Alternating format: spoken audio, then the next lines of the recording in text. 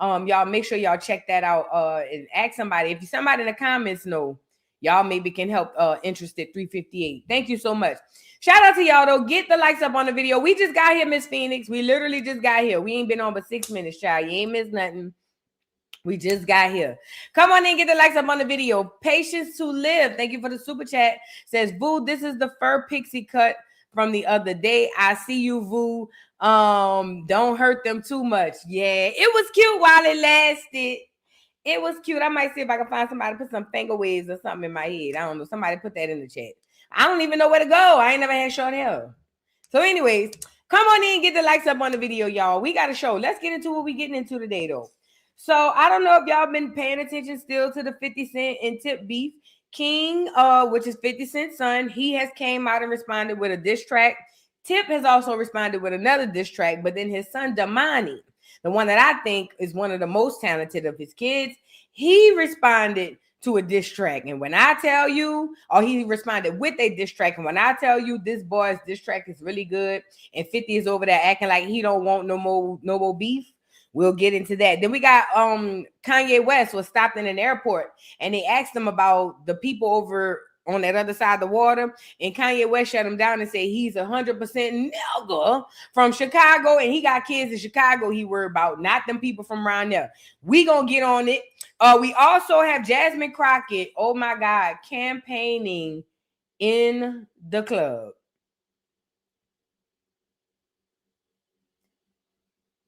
Again, I don't pay attention to politics, and I haven't voted in like never forever, but I didn't know they go to clubs. We gonna get into it. Also, genealogy. We got to get into more stories about genealogy, people doing their genealogy and what they're finding. Then we got to talk to Pepper from Salt and Pepper. She done came out and just found out they had the occult in the music industry.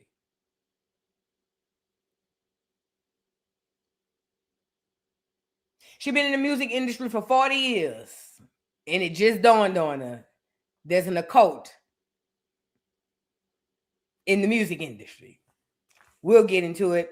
Africans are upset about delineation, and they are trying to convince Black Americans to become Africans and say that they are Africans. And then we're going to talk about the Mexicans taking over California. So y'all come on in.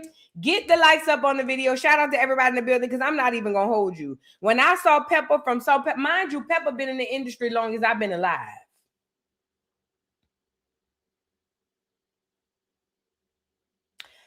I'm 43 this month coming up. Pepper been in the industry damn near long as I've been alive, and she just figured it out. Bless her little heart, because she a Christian, ain't she? Bless her little heart. Let's get into an honorable mention, child. I don't know where this is coming from. I don't know why these people is doing this. I kind of know why, but I don't. Yeah, it's a lot going on, y'all. It is a lot going on. Hold on. Let me scroll. Oh, I do have an honorable mention I want to show y'all too. So remember, I was showing y'all about the culture in New Orleans with the indigenous Indian culture.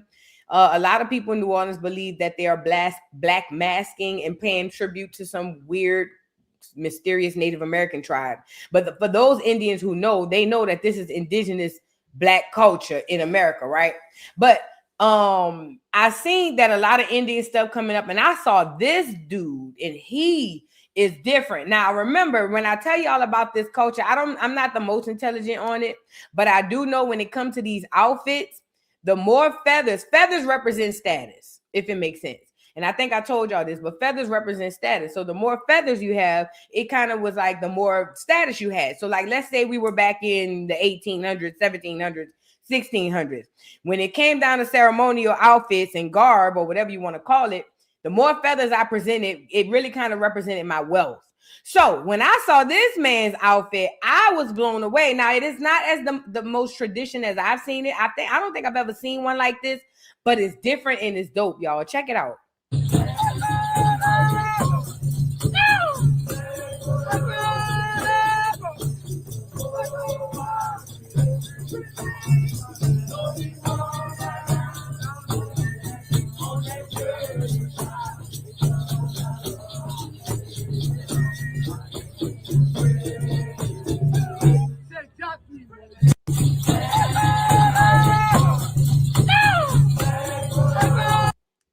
thought this was so different, so fire, because if you understand that feathers represents wealth, and his whole thing head to toe is feathers, like most of them are, but just the way it look, it's just different, man. I ain't never seen an Indian like this, and I've been seeing Indians all my life.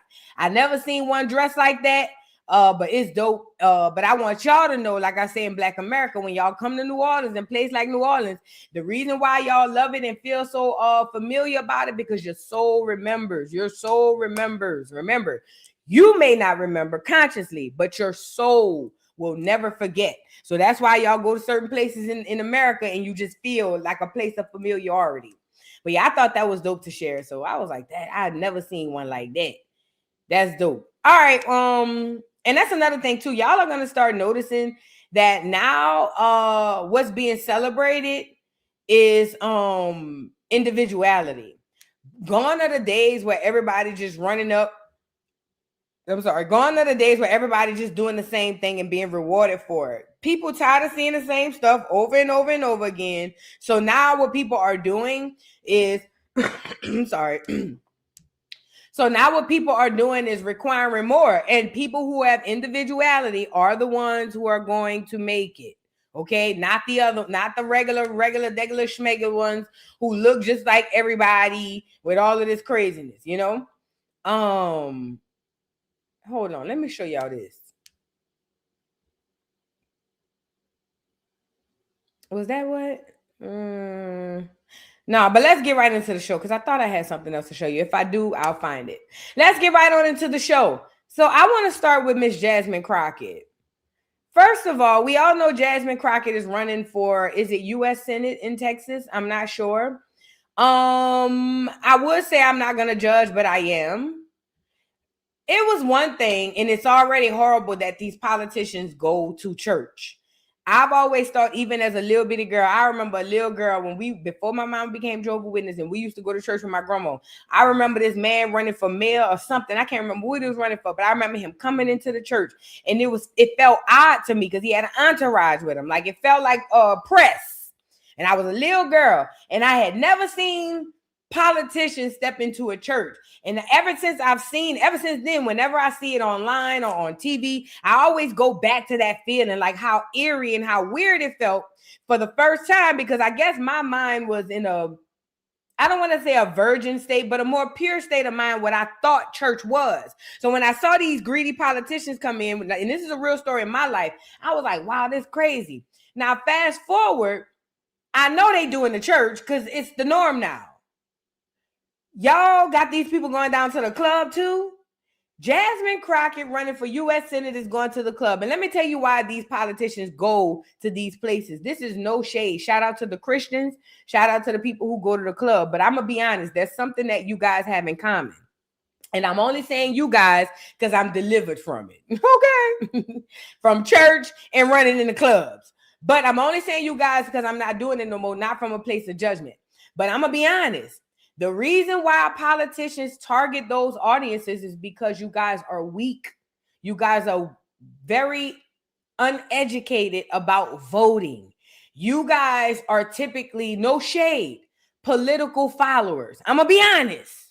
If I'm being honest, and I'm not trying to insult nobody, but I'm just telling you how they look at you, how they see you, and how they view you. This is why you get campaigning in different areas the way that they do. This is why you get Gavin Newsom, who will sit in front of Clears and say he read a book 300 pages in an hour, and then sit in front of y'all and say he made a low score on the SATs, because they see you. And it's not necessarily always about your color.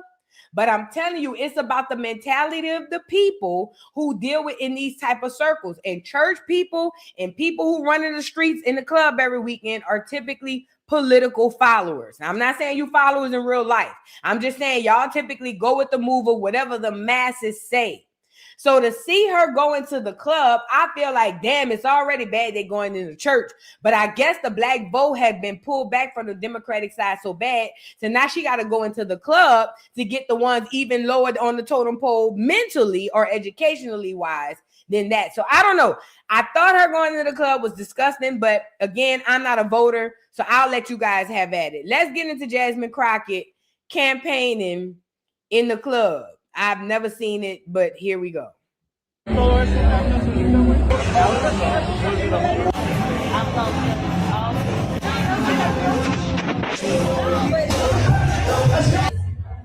back to DC, but to go as your U.S. Senator. So make sure you get out and vote.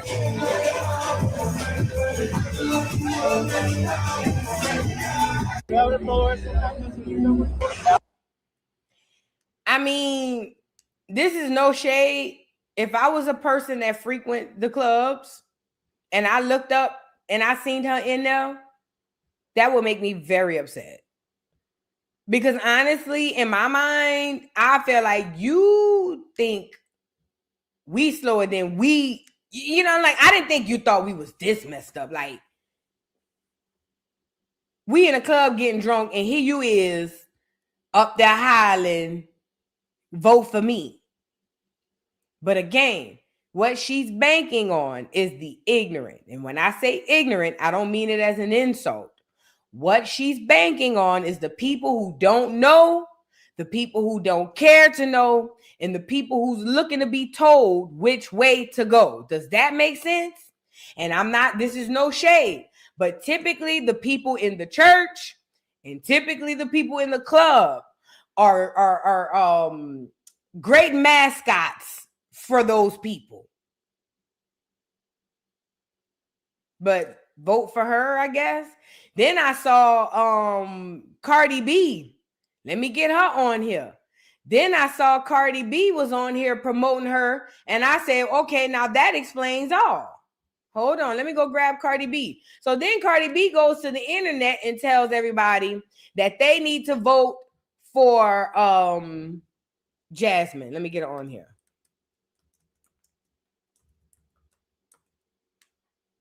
I was like, wow. But again, the Cardi B alley-oop don't surprise me because we know politicians use celebrities all the time. But I'm telling you guys, I heard that Jasmine Crockett I don't know how true this is, but I heard that she is an immigrant and has at least one parent of immigrant descent, which could shape the way that she thinks about Black America versus immigrants. Jasmine Crockett loves going windmill with her head down for the immigrants, but we never, ever, ever, ever, ever see her say anything in reference to or in support of Black America. But here it is. We got Barty endorsing her for U.S. Senate. Now, if it is true that Jasmine Crockett is in fact an immigrant, now it makes sense. 2 immigrants sitting on a pod. Let's get into it. Listen up, y'all. Early primary voting is happening right now in Texas, and we need Jasmine Crockett to win. She is running for U.S. Senate, and if you want somebody that's going to fight for your right, if you want somebody to fight for your community, if you want somebody that's going to go up there and represent you and represent your issues, please vote for my sister, Jasmine Crockett. Because one thing about it, she's going to fight her best. She's going to fight whoever she has to, so your voice and your problems could be heard. Vote right now. This counts so much. Vote right now. Listen up, y'all. And this is what I would ask the fans of Cardi B. Because remember, I told you the club fans are the same people who be hella huge fans of these celebrities. This is what I would ask the fans of Cardi B. What the entire F would Cardi B know about what Jasmine Crockett is doing in Texas? It's not like she's a very political girl. And I don't care that she's been seen in political spaces. I don't care that she's done these setup interviews with the president. I don't care about none of that. Mentally and intellectually, it's not like she's a political girl. So my question to the people who love her for her music and use Cardi B as an example, but replace her with the pastor, replace her with whoever it is you follow. What would make you think that these people have your best interest at heart when telling you how to vote? What would make you think Cardi B even knows the first thing about what the hell going on in Texas with Jasmine Crockett? Yet and still, solely because Cardi B is a celebrity with a name and has millions of followers who will do what? Anything she tell them to do, They asked Carter to come on here and say those words, go vote for Jasmine. She's going to help you. She's going to fight for you. And all of her sheep that follow her are going to do what? Vote for Jasmine. Not because they believe in their own hearts that she's a good candidate. It's one thing if they already believe that. The fact of the matter is they don't. They're only going to vote for Jasmine because they follow this celebrity right here whom they claim to love and claim to adore so much that they allow this person to even give them political advice. And it's insane. I say the same thing about the churches with y'all pastors. Y'all already treat the pastors like they Jesus. Y'all will swear to God out your mouth that he ain't God, but y'all revere him like he God. Whatever he say and do, y'all roll it out. He can't do no wrong. And even when he do wrong, you want to tell everybody he ain't perfect. You see what I'm saying? But y'all already revering the pastor like a God. So whatever he say do, you go do it. You go and do it, I'm sorry. Then when he bring in the politician who done greased him under the table, because see, this the part y'all don't see. These politicians, they grease their favorite celebrities. They grease their favorite pastors and grease these people. When I say grease, monions, coins, favors, resources.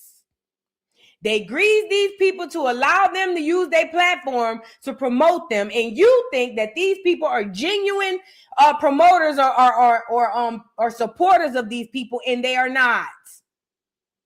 But again, Jasmine is already campaigning in the club, and to have Cardi B as her spokesperson, it makes all the sense in the world. Speaking of, this is the representation that the left has always promoted. We don't need to play the video, but she's playing the electric guitar on a string that's not attached. This is what they like. And hold on, let's be clear. I'm not giving the right no pass neither, because Nicki Minaj is worse sometimes. But this is what all of your politicians like. This is what all of them, they all in the bed together to play in your face. I just need y'all to wake up, okay? This is the representation. Meanwhile, also, before I move on, Jasmine Crockett has not advocated for one thing for Black Americans. Not Black American men, not Black American women, who she used so much, and not even Black American children. So to hell with her. Say what I said. To hell with her. To hell with her. How a boy say, the gay dude, fuck her. Yeah. That ain't that deep though, but you get it. Speaking of something being crazy and not that deep, I've been saw this, but I forgot to bring it over here. Did y'all see Umar claim the school open? Now, I seen people done debunk this. After 12 years, 15 years, millions of dollars, Umar claimed that school opened down there at FDMG. The people who be around that and already debunked it. Let's get into it. Thank you to all my donors around the world. I know it has been 7 long years. I know it has been 7 long, hard, tough, grueling years, but we are here, baby. The school is absolutely done. The school is fully done. The school is completely done. And on Tuesday, because government is closed on Monday to celebrate white supremacy presidency. The government is closed on Monday to celebrate white supremacy presidency. But on Tuesday, I'll be contacting the city to request an inspection of the Frederick Douglass and Marcus Garvey Elementary School and Gym. Brothers and sisters, thank you for those of you who stood with me. Not the fakes and the phonies.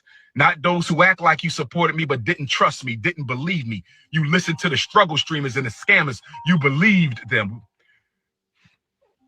Okay? I want to thank the real. Thank you to all my donors around the world. Oh, I know it has been 7 long people. I want to thank the real people, brothers and sisters. I want to thank the real people, brothers and sisters. I want to thank the real people for standing with me, because our time has come. Happy birthday, Frederick Douglass. Your gift is this school. Frederick Douglass always wanted to open a school, brothers and sisters. My cousin Frederick Douglass always wanted to open a school, brothers and sisters. My cousin Frederick Douglass always wanted to open a school, brothers and sisters, and I'm opening it for him. I'm going to open the school for you, cousin. Don't you worry. The blood of Bailey is alive and well. The legacy of Frederick Douglass is alive and it is well. The legacy of Bishop Richard Allen is alive and well. I might become an AME pastor. Y'all think I should become an AME pastor? Oh, Lord. Should I become an AME pastor, brothers and sisters, and talk to and preach the gospel of Black Christ? Oh, Lord. Should Dr. Umar become an AME pastor and turn FDM people into an AME church on Sundays? Should I call up the AME leadership and turn the John Jacques Dessalines Nat Turner Gymnasium into a branch of the AME church on Sunday morning? What do y'all think? And preach the good gospel of Garveyism and the good gospel of the Black Christ. What do you think, brothers and sisters? Into an AME church on Sundays? Should I call up the AME leader? Either way, somebody put it in the comments, and thank you for being intelligent. This nigga broadcasting live from the car to tell us the school is open.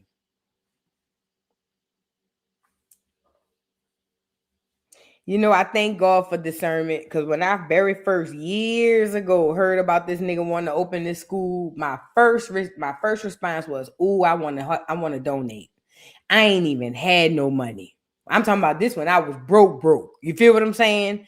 I ain't even had no money, but I was saying the next 5, 10, 20, whatever money I get, I'm going to try to donate it to Dr. Umar. When I tell you, I want to say maybe a week later, I saw a video of his daddy.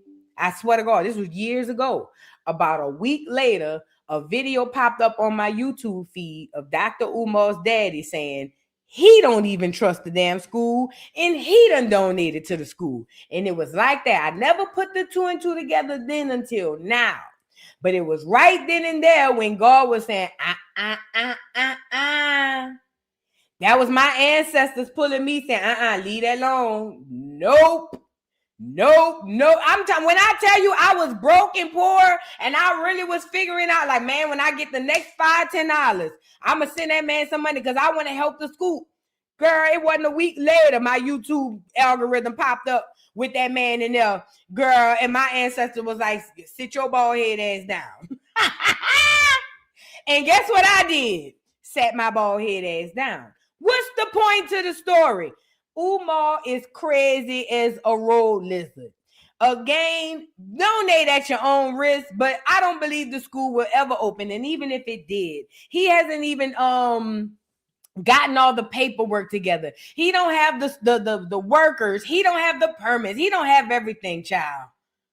I don't even know why anybody entertains this man. The Prince of Pancoochie has gone far. And honestly, and this is just between me and him, if he watches, you probably might want to do an AME pastor. That's the only way to keep your crazy ass afloat. Because one thing about Black women in God, they love him so much, they'll even take his word from your duck ass. So I ain't gonna lie. If you trying to find a way to stay afloat, an AME church on Sunday might keep the doors open long enough for children to possibly walk up the street. Anyways, let's move on. I don't know why people play with Umar crazy behind. I don't know why people play with Umar. Dr. Umar is crazy. Do you hear me?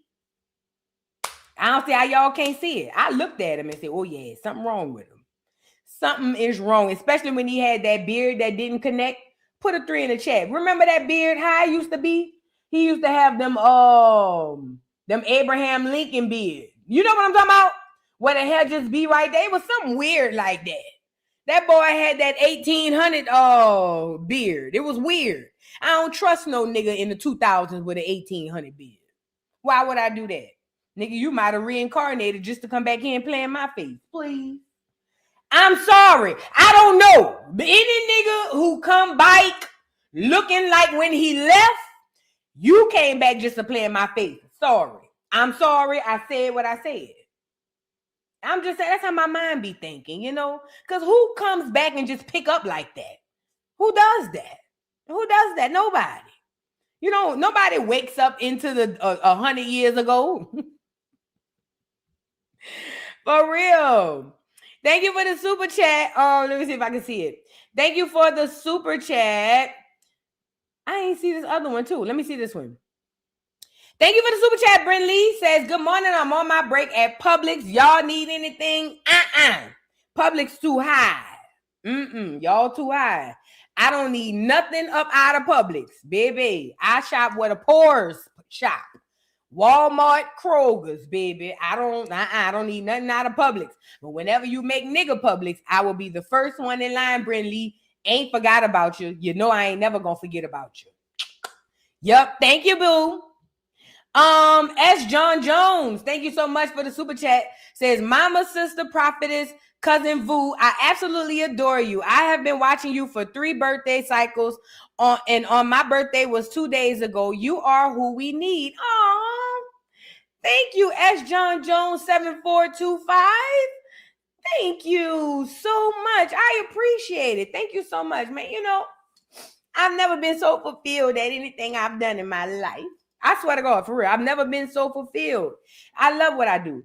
For the first time, I know for a fact I love what I do. Thank you so much. And it's good to hear when people have good stories to share. I really do love that. Shout out to y'all. Now let's get into some delusion. And shout out to all of the happy birthday to all of the Pisces in the building. It is our time, honey. It is our time. Yes, honey.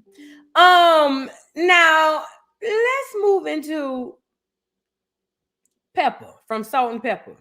Bless her Lord. Now I didn't watch the rest of this video. I only watched maybe 10 seconds of it, so we're gonna watch it together. Now, Salt, Pepper, I think, because I always remember them. Salt was the one with the black hair, and Pepper was the one with the red hair, right? Somebody drop down in the comments. Ain't that how it was? Because I never used to know which one was which back in the day. Because I used to think she was Pepper because she had the black hair. And I used to think the other girl was Salt because she had the red hair. So, okay, I was right. That's how I remembered as a child. Pepper had the red hair and Salt had the black hair. Because I was like, it don't make sense. I was like, it don't make sense. I was like, but I guess her skin tone lighter. But still, I didn't see that back in the 90s. I just saw one had red hair, one had black hair. And I felt like the one with black hair should have been Pepper and the one with red hair should have been Salt. Easy. I don't know. I saw their hair colors before, probably because you remember too, back in the 90s, that's when the Stacks was out. Remember the Stacks? Remember Salt and Pepper had the shave on the side with the 3 lines, and they had the Stacks. Salt hair was fire to me. Pepper hair was fire to me, but I saw Salt's first, or whatever one. Y'all know what I'm talking about. Anyway, one of them, Salt or Pepper, Salt. Salt is over here. She is 1/3 of the group, Salt, Pepper, and Spinderella, because I'm not going to forget about my girl Spin, okay? Anyways, she is 1/3 of the group, Salt and Pepper, Spinderella, and I don't like what y'all did to my girl Spin neither. But don't get me started because we ain't on that today. Okay? Now, Salt from the group has decided all of a sudden, I don't know, maybe she had a dream. I don't know. Martin Luther King. But she has realized after 59 years in the industry that OMG, it's ran by the occult. Now, us on the internet who've been called conspiracy theories, and I'm a late bloomer conspiracy theorist because I didn't start coming to a conspiracy theory brain until like the last maybe 10 years tops. Well, I know people who've been conspiracy theorists damn near all my life. You know what I'm saying? So I'm a late bloomer in the conspiracy theory game, but a lot of us have been windmilling, especially since the internet has been popping about all of this stuff going on in the industry. And like most people, Salt probably was one of those people who was like, yeah, we not believing it. But this is where my problem comes in.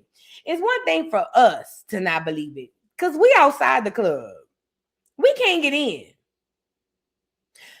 My question would be with Salt is, girl, not only was you in the club, you ran VIP at some point. How could you not know this? How did we get to 2026 and find this out? But again, I didn't listen to the entire video, so we're going to give Salt a chance to tell us how it is she just ran across the idea that the industry is ran by the occult, y'all. Like the video.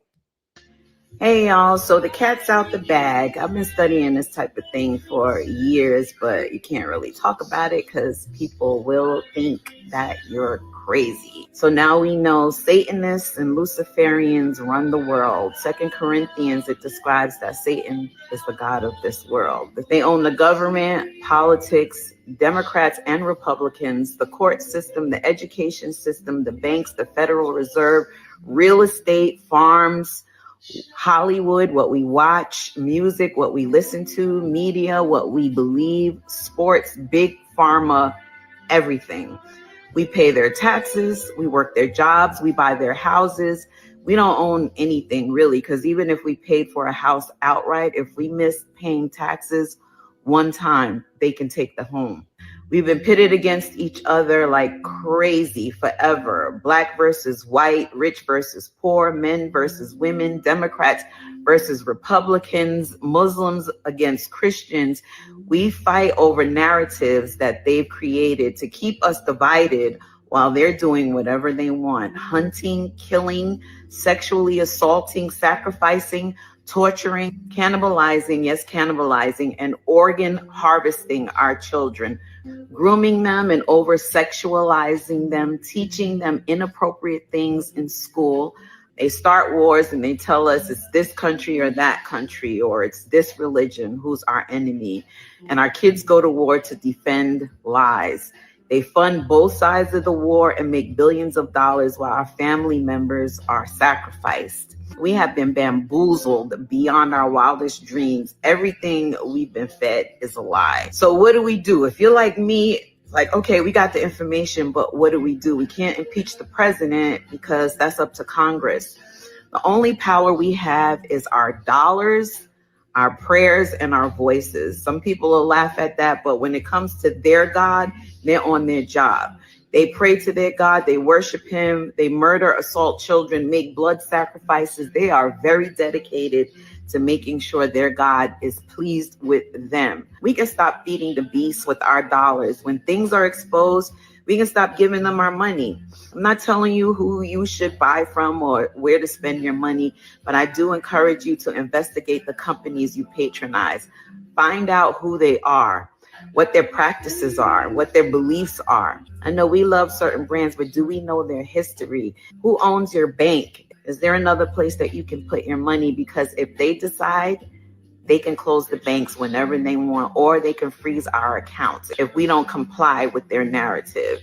They're purposely poisoning our water, air, and food. So support your local farmers if you have access. I know everyone doesn't have access. I understand that. Buy fresh, real food. Buy land if you can. Grow food if that's in your heart. Even this information we've been exposed to, I think it's designed to see what we will do. This information can make us feel helpless and depressed and even more complacent, giving them even more control to usher in their new world order, their one world government, one currency, one world dictatorship where we have no rights at all. So we can refuse digital ID. We can support smaller venues. We can spread and share information. If we can homeschool our children. Support local farmers. It's healthier, it's cleaner. Get back to eating whole foods. If you can, try and go direct to consumer. And according to Revelation, yes, we are being led to a choice, right? It talks about the mark of the beast in Revelation 13, 16 through 17. You can read it for yourself, but that's basically where this is all headed, and it's unfolding right in front of us. There'll be a time that we won't be able to buy or sell unless we take the mark. Can you imagine one world government, one religion, one currency, total dictatorship, total control? Let's do what we can. Spread information, and God bless you guys. Shout out to So. She looks good. So looks really good for her age. She looks damn good, actually. And honestly, she did give good information. And you know what? After I was reading some of the comments, somebody was like, better late than never. And you're right. Better late than never. She gave good information. I'm trying not to go in on So. Some about So gave me some sort of genuineness. I don't know. But I just feel like, I'm just glad she used the platform. I'm gonna just leave it there because something telling me not to go hard on her like I was about to. Because like I said, I didn't watch the video before I came on with y'all, but she did give good information, buying land, currency and all this stuff. You have to start doing that. This is why I tell y'all about genealogy. Because for those of us who can't afford to just go put $100,000 on some land, you got land in your genealogy. You got to go get it. You got to go find out where it was taken from, what part of your family, who in your family, where the land, the businesses, the ownership. Once you do your genealogy and find that in there, I promise you, that's where you find your reparations. Okay? And Salt has been a Christian for a long time. I will say, I remember a reality show her and Pep did years ago, and she was into that Christian stuff. Because I remember Pep wanted to do another show, and she didn't want to do it because she said she was deep into her faith. Now, I will say that Salt is not one of those, is that Pepper, whatever one. She not one of them girls that I don't believe is cosplaying the Christian thing, because I remember her on that reality show years ago, and she didn't want to do that show. Because, yeah, I do remember that. So that's why I say I feel a level of genuineness from her. Better late than never. Pepper. Girl. But come tell us the secrets. Don't come tell us what we should be doing. Tell us that too. But spill tea. What you saw when you was in there. Thank you, so. Let's move on. Was that Pepper girl? I don't even care. Let's move on, y'all. Y'all get the likes up on the video. Y'all get the likes up on the video. Oh, wait. Before we move to that, I'm sorry. I'll be writing this stuff down. Let's get King and Damani them out of the way. Then we can get into the good stuff. So let's get King and Damani and Tip out of the way. So y'all, the beef is still ongoing. Tip is still beefing with 50 Cent. Now, we all know this started. I'm not going to go down the rabbit hole, but all 50 wanted, T.I. wanted was a versus battle, according to him. He said, but then 50 reneged at the last minute. And because he reneged at the last minute, he ended up screwing some stuff up for him, in my opinion, business-wise. Well, ever since then, T.I. and his sons, well, T.I. was at his neck first, but then 50 decides to post a video or a photo of Tiny with a botched BBL and basically tried to low-key roast her, like, unaggressively hit her. You know what I'm saying? And when he did that, King, the son, the first son between T.I., he the first one between T.I. and Tiny. Yeah, he the oldest between them two.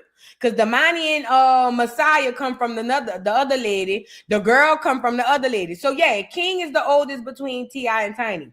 Once 50 posted Tiny, King, who's Tiny's oldest son, came out windmilling with his head up, as he should. That is his mama. It was one thing for him, his daddy, and 50 to have beef, but nigga, a boy who loves his mama not gonna let nobody play with her. So anybody who on here mad that this young man is taking up for his mama, pay attention, because I've been paying attention to some of the dudes who be sharing that type of stuff and who be making them type of videos. A lot of those dudes already have issues with women. I noticed too, 50 picked up on a lot of nigga sales. Are y'all familiar with nigga sales? If y'all don't know what a nigga sale is an incel who's a nigga. And if y'all don't know who an incel is, the Clears came up with this whole concept that they were just going to hate the clear women. And for some odd reason, a few Negroes picked it up and they decided to call themselves incels as well. But I call them nigga sales. So I think that 50 has picked up a group of them nigga sales. And that's the nigga sales who be so quick to go in on people like Tiny and other women. Them the ones who be like, oh, 50 don't have to do that. Them the ones act like no shade, the bronsexuals. You know what I'm saying? But I think they already have a hatred for women, which makes it easy for them to do, what they do. Okay. So fast forward. T.I. started waving a white flag, but then he passive aggressively waved it because then he'll post more stuff and delete it. And because of that, T.I. and King was on his ass. But now, not only is King on his ass, his other son, Damani. Now, in my opinion, this is just me. I think that Damani, rapping wise, is his most talented rapping kid that he has. Period. Period. Point blank. I think once everything is developed and evolve, the most talented child they will have, period, is Eris. Okay? I think that Lil Jimi Hendrix, that's the oldest one, Messiah. Lil Jimi Hendrix is fire. I think whatever it is he do, he another one done been here before. He must have left in the 70s and came back to pick up right where he left off. You feel what I'm saying?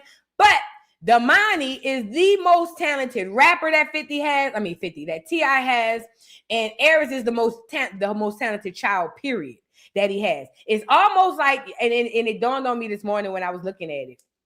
Put it in perspective, y'all.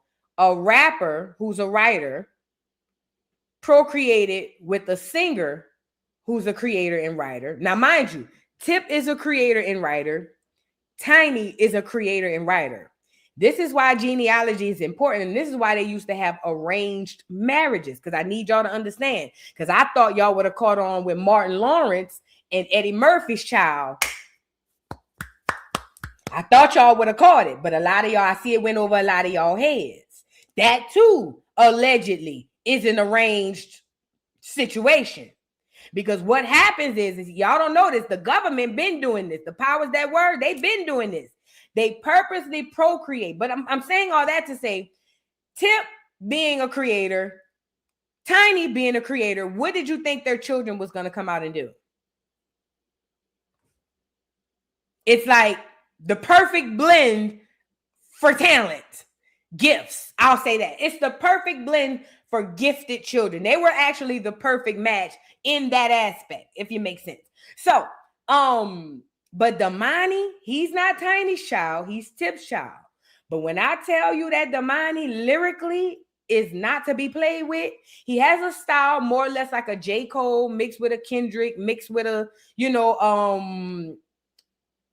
well, how do you say, what's the name of the word? Afrocentric type of deal, like that early 2000s where they was doing that conscious rap. When I tell you this boy music, and I don't know if he have an EP, but what I've heard, like little small snippets, Damani is bar none. Damani, to me, Damani drop an EP, I'm going to get it. Period, point blank. All the other ones, I might think about it. Lil Jimi Hendrix, I'll go pull up on them. But Damani, I'm on it. Now, he has jumped into the beat to respond to to 50 as well. And he did not let off. Basically, he did this song called A Letter to Miss Jackson. And we'll get into it. But before we get into that, I want to show y'all King. Now, mind you, regardless of anything, what people may have forgotten was King is also a rapper. Y'all remember that viral video that went around the internet when King wanted to quit school and become a rapper, and Tip was like, no, let him be a man. Put a 3 in the chat. And he was like, let him process his feelings. He gotta be a man. All of that was a big old argument because around that time, King was a child, but he wanted to quit school and 100% focus on music. So a lot of people forgot that since all of that's been going on and King kind of lost his way a little bit, you feel what I'm saying? He kind of lost his way a little bit, getting viral. But once he had his baby, he calmed down. I forgot the little boy be rapping. So he came out with a little snapping, rapping. And let me tell you something. It's so much detail in the rap. First of all, he's wearing a t-shirt with 50 Cent's mama on it. Pay attention. In the rap, he's going to light the blunt and he going to keep lighting it. But one of the times he going to put it to the mouth of the picture of 50's mama. And in this rap that he's rapping to 50, basically is almost like a aha nanny boo boo. Like your mama gone, my mama here, but you wouldn't know nothing about it because you disrespectful. You don't respect women, all types of stuff. It's crazy. I can't play the whole thing because I don't know how this is working. It's not like I said, the Kendrick versus Drake beat. They let us roll the music and I don't want to get no copyright. I'm already on thin ice right now. However, I will play a little snippet of what King is doing, but the disrespect, having this man, having his mama on his t-shirt and rapping to him about his mama. It's ridiculous. It says, T.I.'s son King and Damani released diss tracks clapping back at 50 Cent for posting an unflattering photo of Tiny Harris. How dare you talk about my mama? Your mama's in the grave. Dig her up, then put her under. Kids and women ain't supposed to be no targets. I guess that's some of the lyrics in the song. Check it out. Hold on. Let me play a little bit of it. I don't need to sleep this low, but they talk about my motherfucking mama. Yeah, stuff. I don't care how this shit go, you did. Yeah, how they. Now, you know this new school, and pay attention to what he doing. He gonna, you know, how he doing with the shirt and all that stuff. But you know this new school rap, the dudes like to rap with the auto-tune. I'm not really a fan. I don't like rappers that use auto-tune. I blame Lil Wayne. And now that I'm saying it out loud, they probably let Lil Wayne do that or made him do that on purpose so that they could bring into that auto-tune rap so that everybody could do it. But that's a story for a whole nother day. I'm not a really big fan of the auto-tune rap or whatever, like I say. But ultimately, it's cute. It's a bop. Would I run down to go stream King's verse? No. But see that damn Damani? First of all, the visuals. Let's start with the visuals. The fact that the visuals he used was a burning house. Now, we talked about this the other day on the channel. 50 Cent mama, allegedly, from what I hear, died in a burning house, or at least something of the sort. And then they said that he went around, and we played that yesterday, that allegedly the baby mama, his first baby mama, Shaniqua, was saying that he tried to burn her and her son down in the house with them in it. So the fact that Damani used this visual as the background, and he's basically, I think the song is I'm Sorry, Miss Jackson, and they got the sample cleared for the Outkast, I'm Sorry, Miss Jackson. Y'all got to go hear this. It is phenomenal. That Damani, underrated. Do you hear me? That Damani is underrated like crazy. I'm going to play a little snippet so y'all can see a little bit of what it sounds like. Like I said, I hope I'm not getting no copyrights. I'm just trying to show. It says Damani, let me read it. It says Damani pens letter to 50 Cent's deceased mother, Sabrina Jackson. In Miss Jackson, are you happy with the way he's been holding your family name? I'm thinking you died in vain. That's part of the lyrics, y'all. Check it out.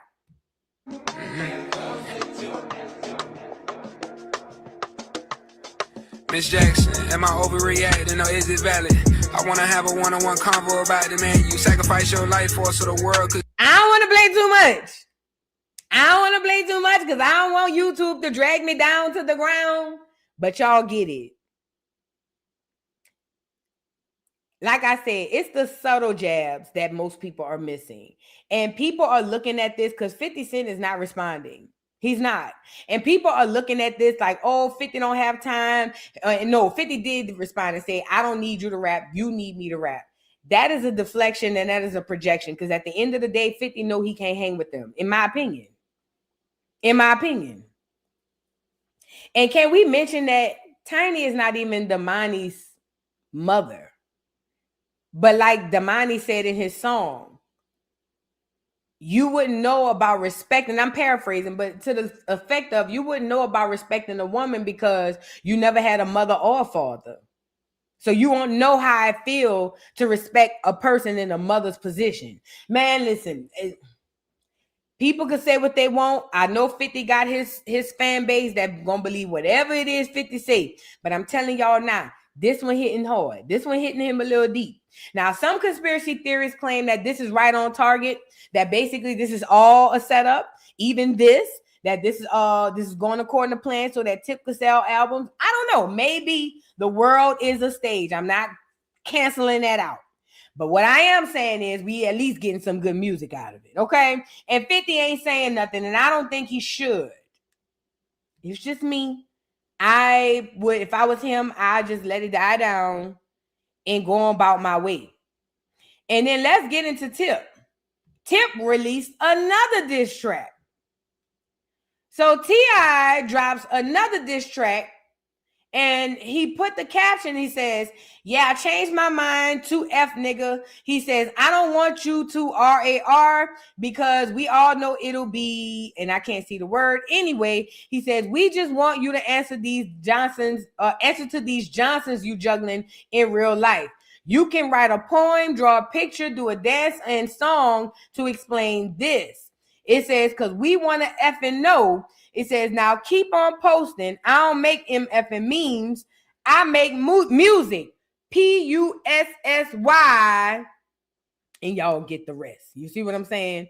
Lord, let's get into a little of the tipster and what he had to say about the fifthster. Yo, Dad, let it be a lesson. Let it be a lesson to you. Get on your head till he get the message. You understand? Let it be a lesson. Hey, man, I just woke up, man, so you got my wife back on your page, man. I told you, I don't do memes, I do music. Oh, muscle, fat face. So, yeah. Y'all, like I said, due to copyright, I can't play too much. But the beef is going good on one side. 50 did post an old song, and the people was in his comments like, no, we need you to post new songs, okay? So I don't know if 50 will ever respond, but either way, he did bark up a tree that literally fell on him. So we'll see how it goes. Y'all pay attention to this. I mean, don't pay too much attention. We can walk and chew gum at the same time, but definitely keep an eye out for what's going on, and I will as well. Oh, one more thing I want to show y'all. Meanwhile, people are like, oh, where Aries diss track? We need Aries to come on here and do her diss track. Aries. I don't think he's gonna put Aries in that. Aries is a pretty cute little girl. Aries is the kind of girl, you know what I'm saying, who she's gonna be taken care of. She's gonna be, you know, her work is gonna come from her inside, and she'll be taken care of on the external. But see, little Jimi Hendrix here, the one who looked exactly like T.I., people waiting on him to drop a diss track, and I don't think he does that kind of music because, see, he was blasted back here from the past. Look at him. Betty Lou, where are you? I wonder if long ago you were looking for me too. Susie Lee, make where you be? Don't tell me your love, I need a time machine. He looks good. I like it. Scared of it, but like it. You know what I'm saying? 50, T.I. has some of the most talented children in Hollywood. Think about it. When you look at the children, the offspring coming from y'all faves, no shade, and I'm not gonna put their names in here, but y'all know who they are. But when it comes down to Tip's offspring, he batting 1,000. He batting 1,000. He not missing. Only one we don't see is the chubby one, and I think he a scientist or something. You know what I'm saying? He's somewhere creating a concoction to probably goddamn take over the world. I don't know. But the Harrises ain't playing. The Harrises ain't playing. That's his name, Major. That's the other little boy named Major. I forgot his name. I used to think he was so cute with his little cute cheeks. Oh, I used to be like, oh, if he was my baby, I'd just be kissing him all day. Yeah, Zanique is only Tiny's baby. Zanique is only Tiny baby, and no shade.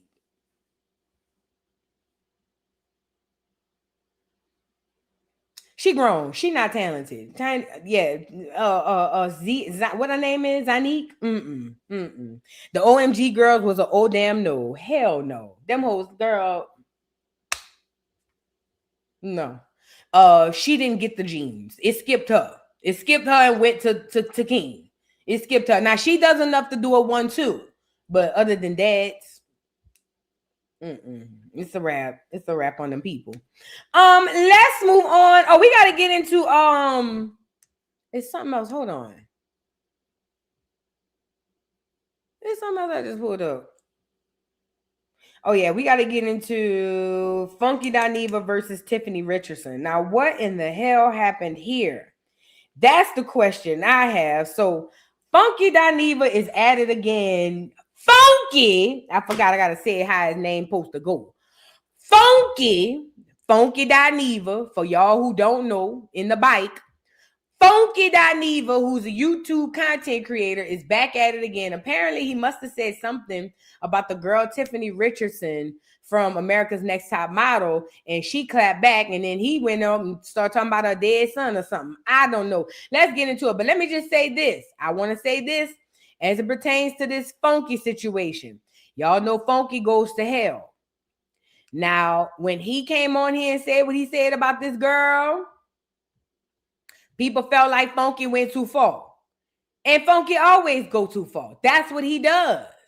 That's exactly what he does.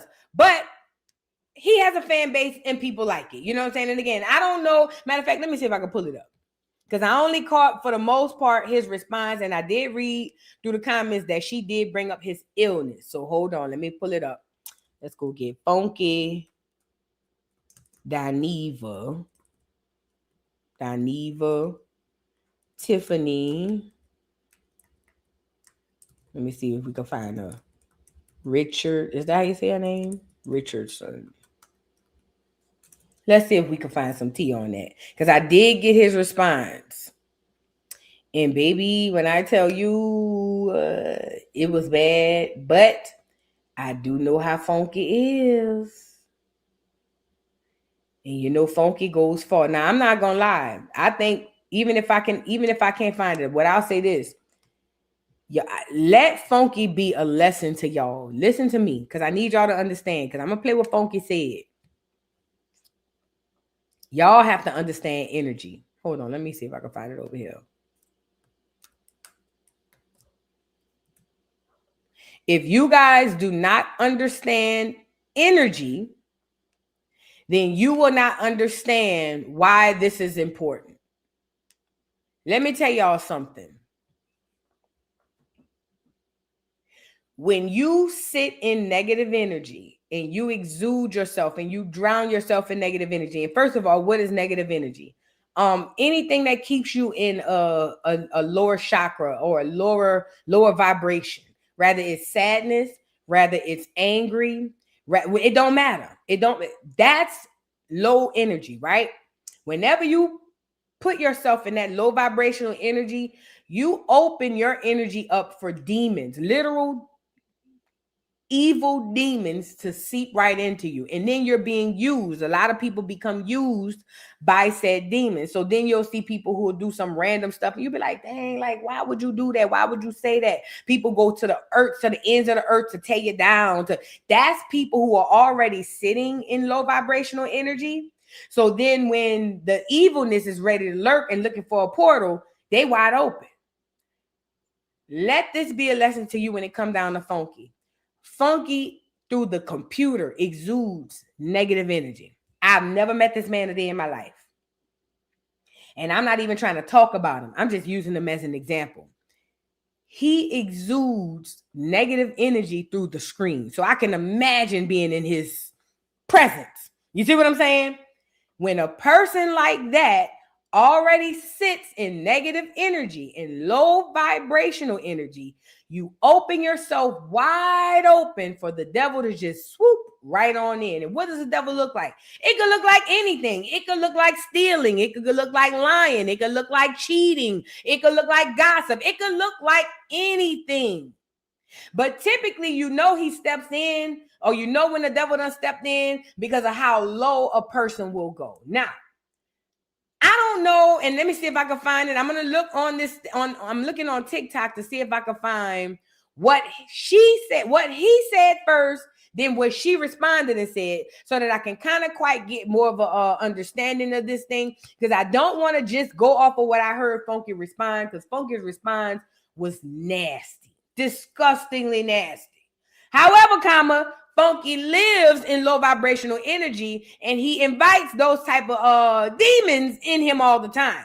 That's why whenever he get into it with people, you just be like, dang, how he go so low? That's typically what happens, okay? Let me see. Can I find anything? Funky Dineva. Read the shit out of Tiffany. Some of y'all take it to hell with people who have. You know what? I will tell y'all the story. Fuck it. I can't find it. I'm gonna try one more place. Let me try on Twitter. I think I tried on Twitter and I couldn't find it on Twitter because I don't follow Funky. Let me see. Let's look at it like this. Let me search it like this. I don't follow Funky. I don't watch him. I used to watch him, but I don't watch him much. And you know what? Now that I'm talking out loud, it was probably because of his energy. He has really bad energy from the screen. It's a lot of y'all faves out here like that. I don't be saying that, no. Some, not all of them, but it's a lot. All right. I can't find it. Maybe somebody could educate me in the chat. And I'm not going to say that Funky's wrong for his response, but what I will do is use his response as an example to show you how it looks when you vibrate in low negative energy, how it comes out to other people, because this is very important. Let me pull him up. And he has a little bit of what happened. Let's get into it. And that's another thing too. I would wonder what is reading. Because I thought when you read somebody, I don't know. Let's move on. All right, so apparently Funky and the girl Tiffany. Tiffany is the girl from America's Next Top Model when Tyra was like, we were all rooting for you. Y'all remember her right here. That's the girl. Oh, they say it's on site. Let me go check on site. That's the girl who he getting into it with. Let me check on site. Because it looked like he's responding to an on-site blog.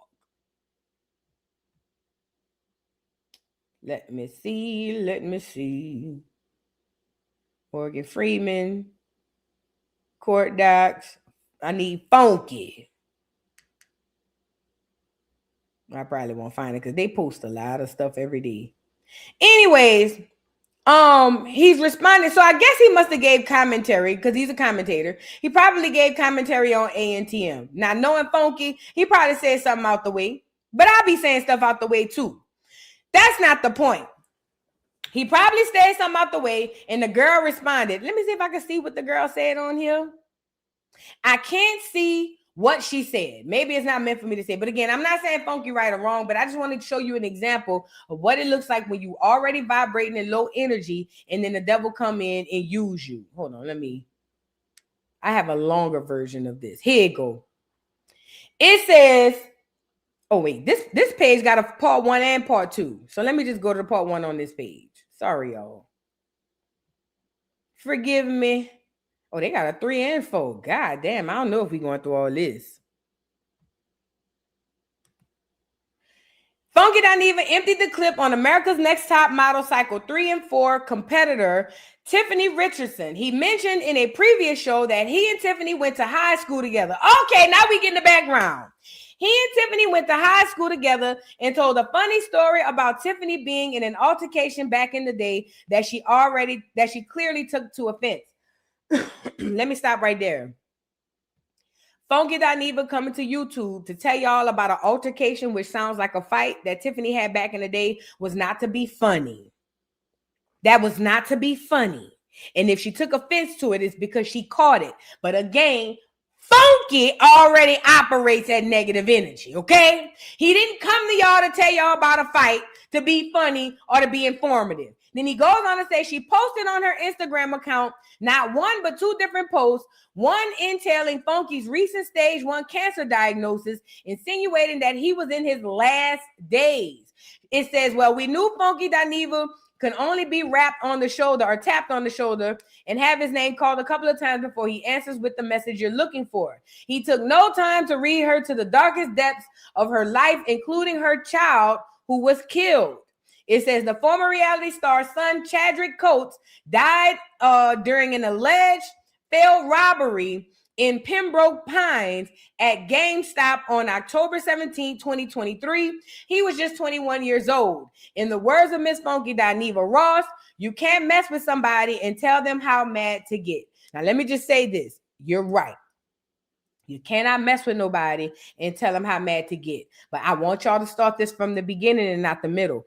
Funky went on his page. Now, it's one thing for him to be a commentator and he don't know this girl. They know each other in real life.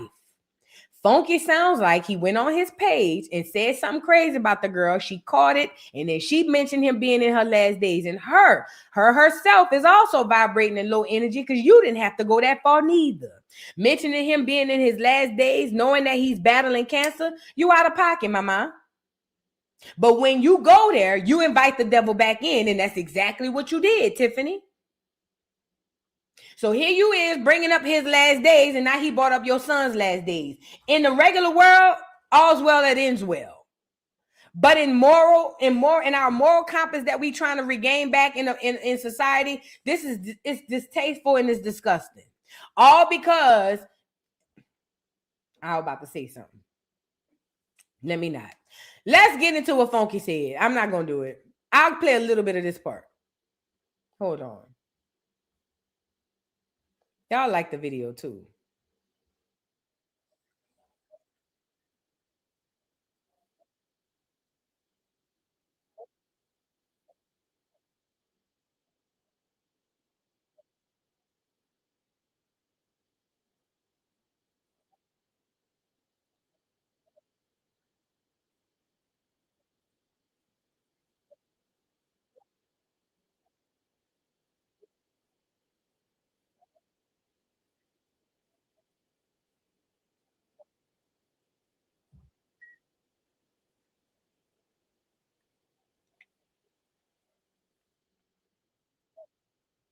Hold on, there's more.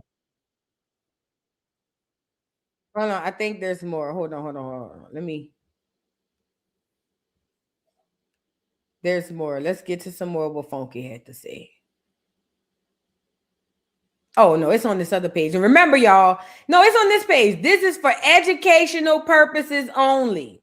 Y'all, we just listening to Funky read. I guess that's what y'all call read. Just saying the most heinous stuff about people. I guess, I don't know. Let me go back. Where was I? That had all them pages on there.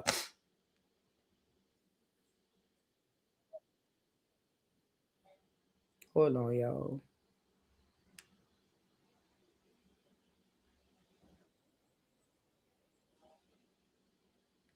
Is this the one I shared with y'all? No, I don't think I shared this one with y'all. Hold on. No sound, because I ain't even shared with y'all. My bad. This is the one I need to share with y'all. My bad. I'm sorry, y'all.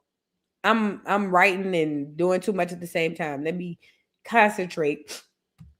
Sorry, let me concentrate.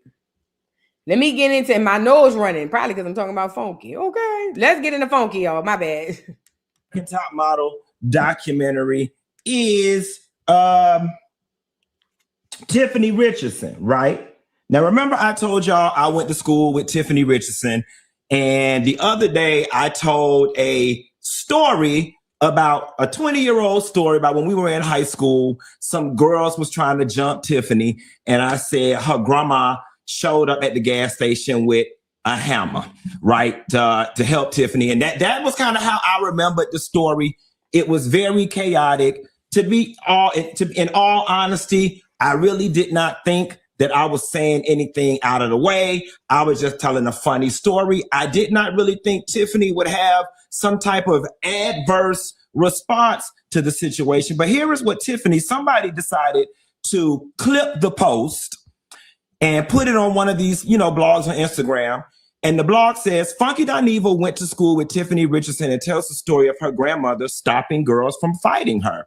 So Tiffany Richardson gets up under the post and says, Funky Dineva, whole stop line. I had the hammer, bitch, and I was about to get jumped, and my grandma came and hit me in the head because I would not get in the car. You cokehead ass bitch. I did drugs too, but you must still be on them. Stop the cap. How you still be at the after hours paying for dates, bitch? Still paying for boy booty is wild. And so when my friend sent me... Wait. Now, I didn't see that part. Tiffany, you vibrating in low vibrational energy too. Why would you have to say all of that, girl? It is. I was like, wow, that response is a little, in my opinion, disproportionate to what it is that I had to say in reference to Tiffany. I just told a funny story that I thought was funny from 20-something years ago. Okay, maybe I got the details mixed up. Maybe it wasn't you with the hammer. Maybe it was your grandma with the hammer. All I knew is you was finna get jumped and it was a hammer involved. And so I was talking to a few friends from school and I was like, you know what? I was like, Tiffany looks like what she's been through, past, present, and future. And so I'm not going to say anything. Like, this girl is on TV right now. She's catching a whole lot of flack from all the stuff. Why does, this is my question out of curiosity. Why do people like, it's very low hanging. Why do people like Funky feel like they could speak on people appearance? Because I be finding when Funky be saying certain things about certain people, it'd be a lot of projection. You look like what you've been through. Funky looks like what he's been through too. A lot. Like, too low vibrational energies, if it sounds like to me. Fruit. I didn't even bother going and pulling any of her current pictures because that's how much grace I was trying to show somebody who looked like they've been swept in the garbage and swept into a dustpan, right? So I was like, I'm just going to leave it alone. When y'all saw me look down at my phone earlier at the top of the show, here is what happened. Somebody sent me this. So I guess she went on and said, sad that this is how you want to spend your last. Oh, I think we saw this one. I think so. Days talking about me, ho. You've been doing it up the butt too much. Now look at you shaking my head. So first of all, you illiterate, stupid ass bitch, I'm not even sure if your ass graduated or not. Prostate cancer is in the front, not in the back. But since you want to go there, Tiffany, let's talk about it. You stayed getting beat up in high school or about to get beat up because you had all that goddamn mouth, and that's why them girls was about to whoop your ass down there at that damn gas station.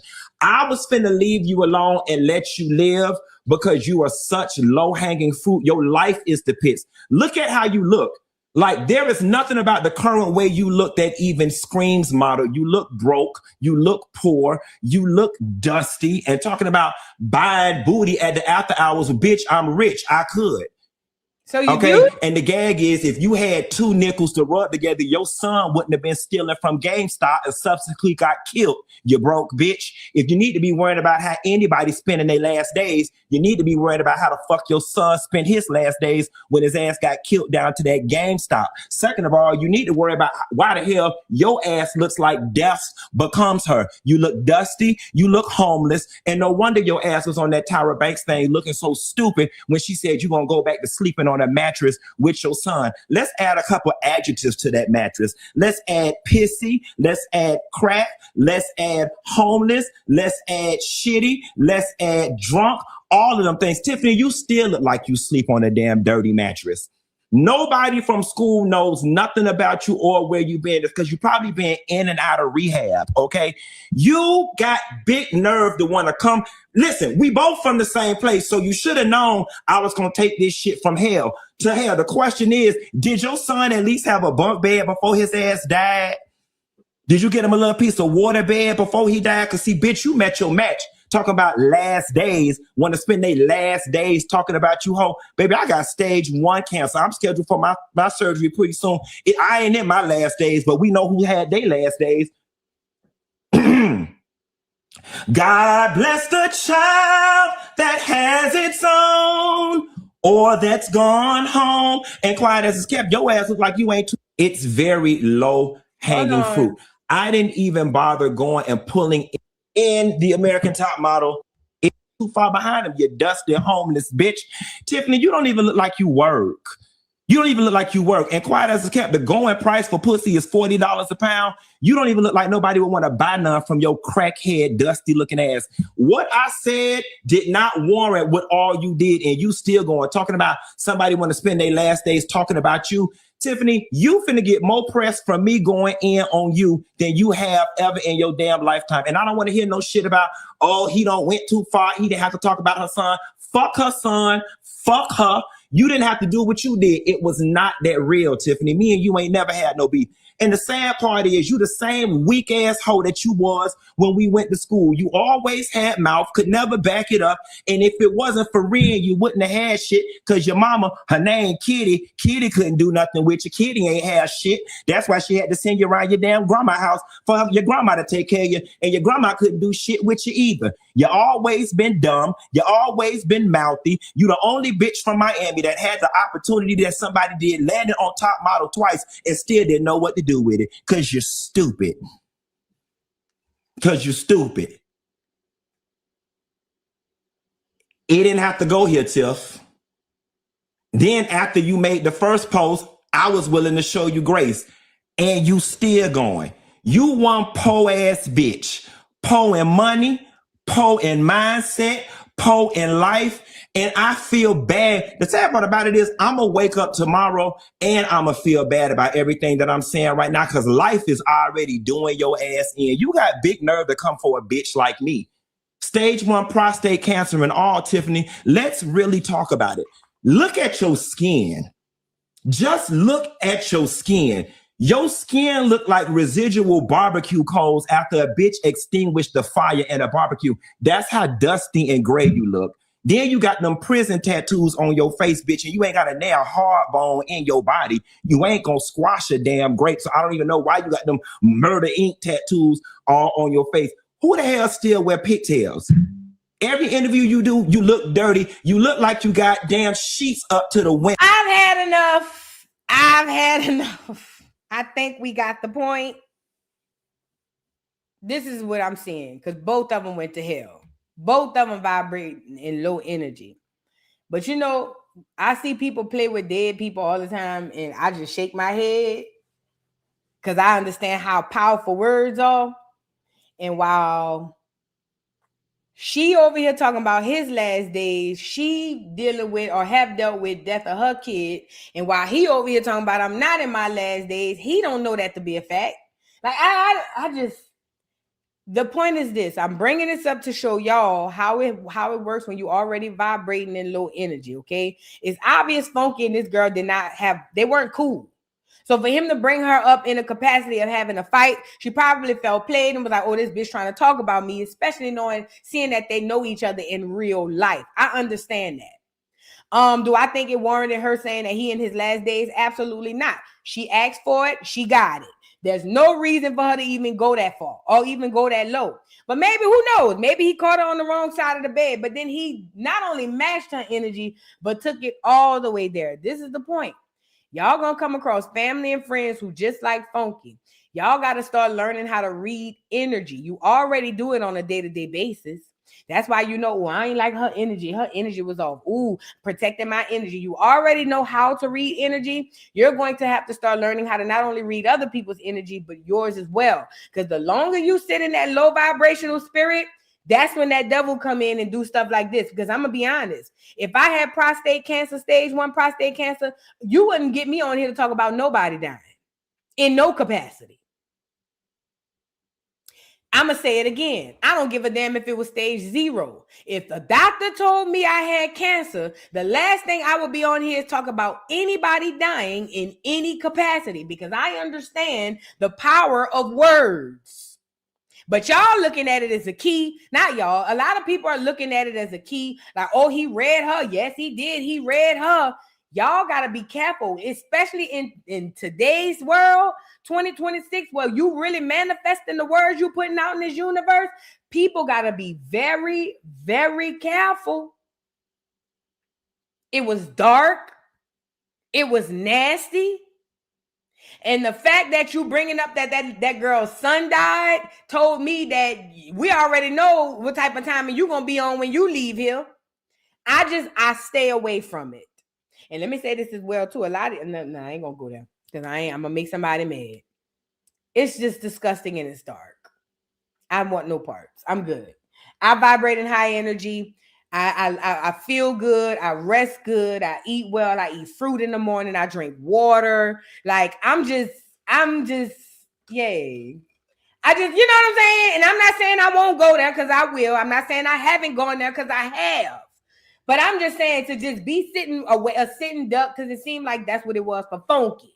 He's a sitting duck waiting for somebody to say something so he can find a reason to go so dirty. That's what it seemed to me. But anyway, he ain't 100% wrong because you shouldn't have brought up him being in his last days. But don't operate at that dark energy, please.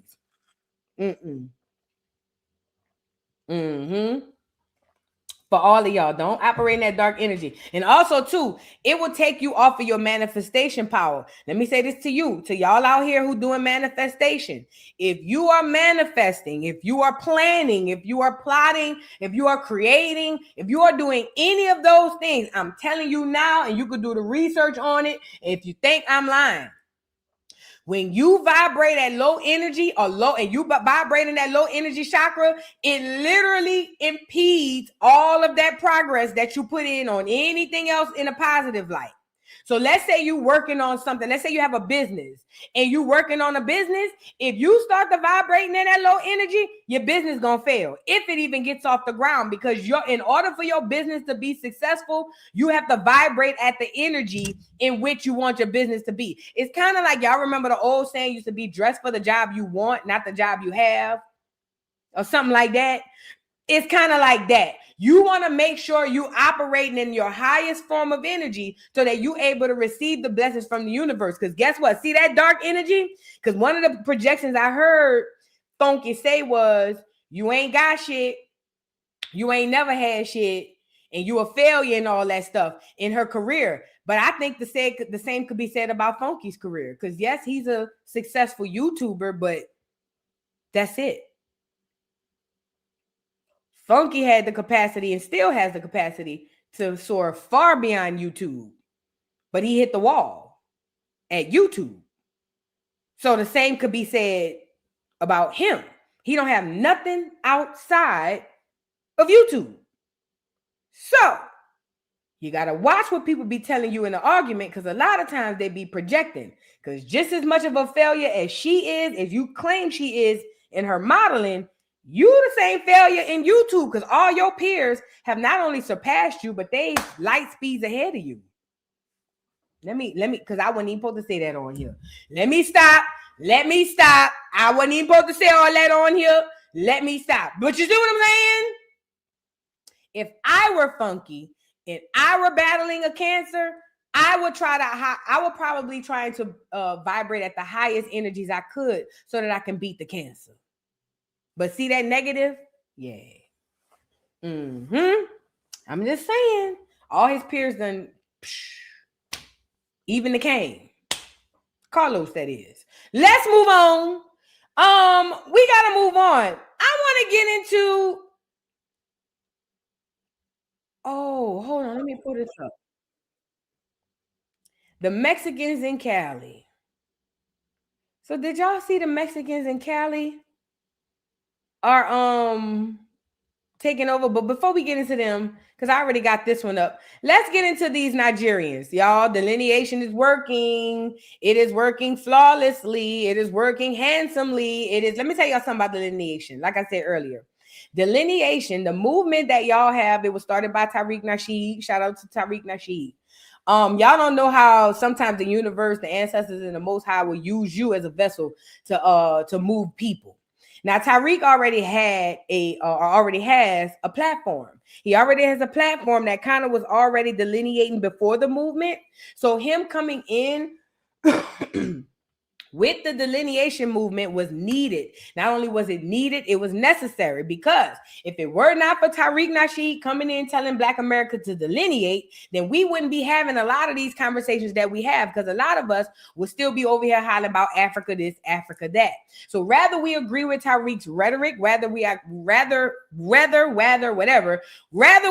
with his rhetoric or what he says, we can say that the delineation movement is necessary and it is a must. Okay, now the delineation movement happened, and I told y'all typically what happens to a people is once you separate from what no longer serves you and you realize, okay, it's just me, typically the next question is, well, who am I? And that is where we come in. Shout out to all the Indians. Shout out to the Aboriginals. Shout out to all of the indigenous. Shout out to all of the people who have done genealogy and understand what exactly is happening here, because this is where we come in. People who are already smart and intelligent on genealogy, people who are already smart and intelligent on history, people who are already smart and intelligent on rights and legals and all that stuff. That's where y'all come in to help the large masses of people who are going to at some point delineate and then stop and say, well, wait a minute, who am I? Spiritually, biblically, biblically, prophetically, however you want to claim it, what's going to happen is a large genealogy or genealogical movement is going to happen where Black America is going to start to learn exactly who they are. They've already started getting into the genealogy records to kind of venture you off. They're already on the internet screwing with labels and all that stuff. We already talked about Boosie yesterday, but ultimately they're doing everything that they can to make it harder for you to get to your inheritance, because that's what it is. That's what genealogy is going to lead you to. But anyway, they're doing everything that they can to so that you won't get to this inheritance, because they know what lies there. Now, also a part of the things that's going to take place because that's happening is what you're going to see the people who once lived and rode under the radar but profited handsomely off of our ignorance. Now you'll start to see those people become louder. Their voices will be louder. They'll start to say things like, oh, y'all are divisive. Oh, this is xenophobic. Oh my God, you guys are horrible. Y'all just are afraid of Africa. You're ashamed of the motherland. They'll say stuff like that. Or they'll say stuff like, it'll normally be stuff like that. But you got to understand why they're saying these things. Because the jig is up. It's almost like as if you knew you were stealing, taking candy from a baby, but once the baby realizes that you've been taking this candy, it starts to protect it. It's almost like once we realize they've been stealing our candy and we wake up to protect it, now they have to go into defense. They have to go into a mode to make you know or make you feel like what you're doing is wrong. So you'll get, you niggas are xenophobic, or you'll get, oh, you niggas are divisive. You'll get all of these horrible words to describe the delineation movement. Do not allow that to deter you from what you're doing. You're doing the absolute right thing. The old saying is, or not an old saying, but one saying is, if you ain't got haters, you ain't popping. Black America, you popping because the haters are crawling out of the woodworks trying to get you to stop delineating. Okay, this is how you know delineation is working. And not only that it's working, it is necessary. So all these people coming out of the woodwork saying, no, don't do genealogy. Y'all are being divisive. It's stupid. Y'all just ashamed of Africa. And remind you, look at the African people who are doing this to Black America. I need us to be very mindful of this, because this ain't every African, and this ain't the average African on the continent. It's always from the same pockets of places in Africa that these groups of people are over here trying to convince Black America that we should give to them and share with them. And I ask Black America this all the time. If we are to believe the transatlantic slave trade the way in which they told us or taught us, then why in any sense of common sense would Black America even want to coexist with the Nigerians or even want to coexist with the people of Ghana? And this is, I'm not promoting division. I'm just asking you to use your common sense. The transatlantic slave trade said that they were the ones who captured, quote unquote, my ancestors. Why would I then go and befriend the lineage or the people that come from them people? The whole thought and idea that these are the people who are telling you that you're being divisive. These are the people who are telling you that you're being xenophobic. These are the people who are trying to get you to believe that you just hate Africa because you don't want to share. Remember, there's certain groups of people, and I'm not saying this is all of these people, but I'm noticing where these people come from that are they have a very how do I say? They have a very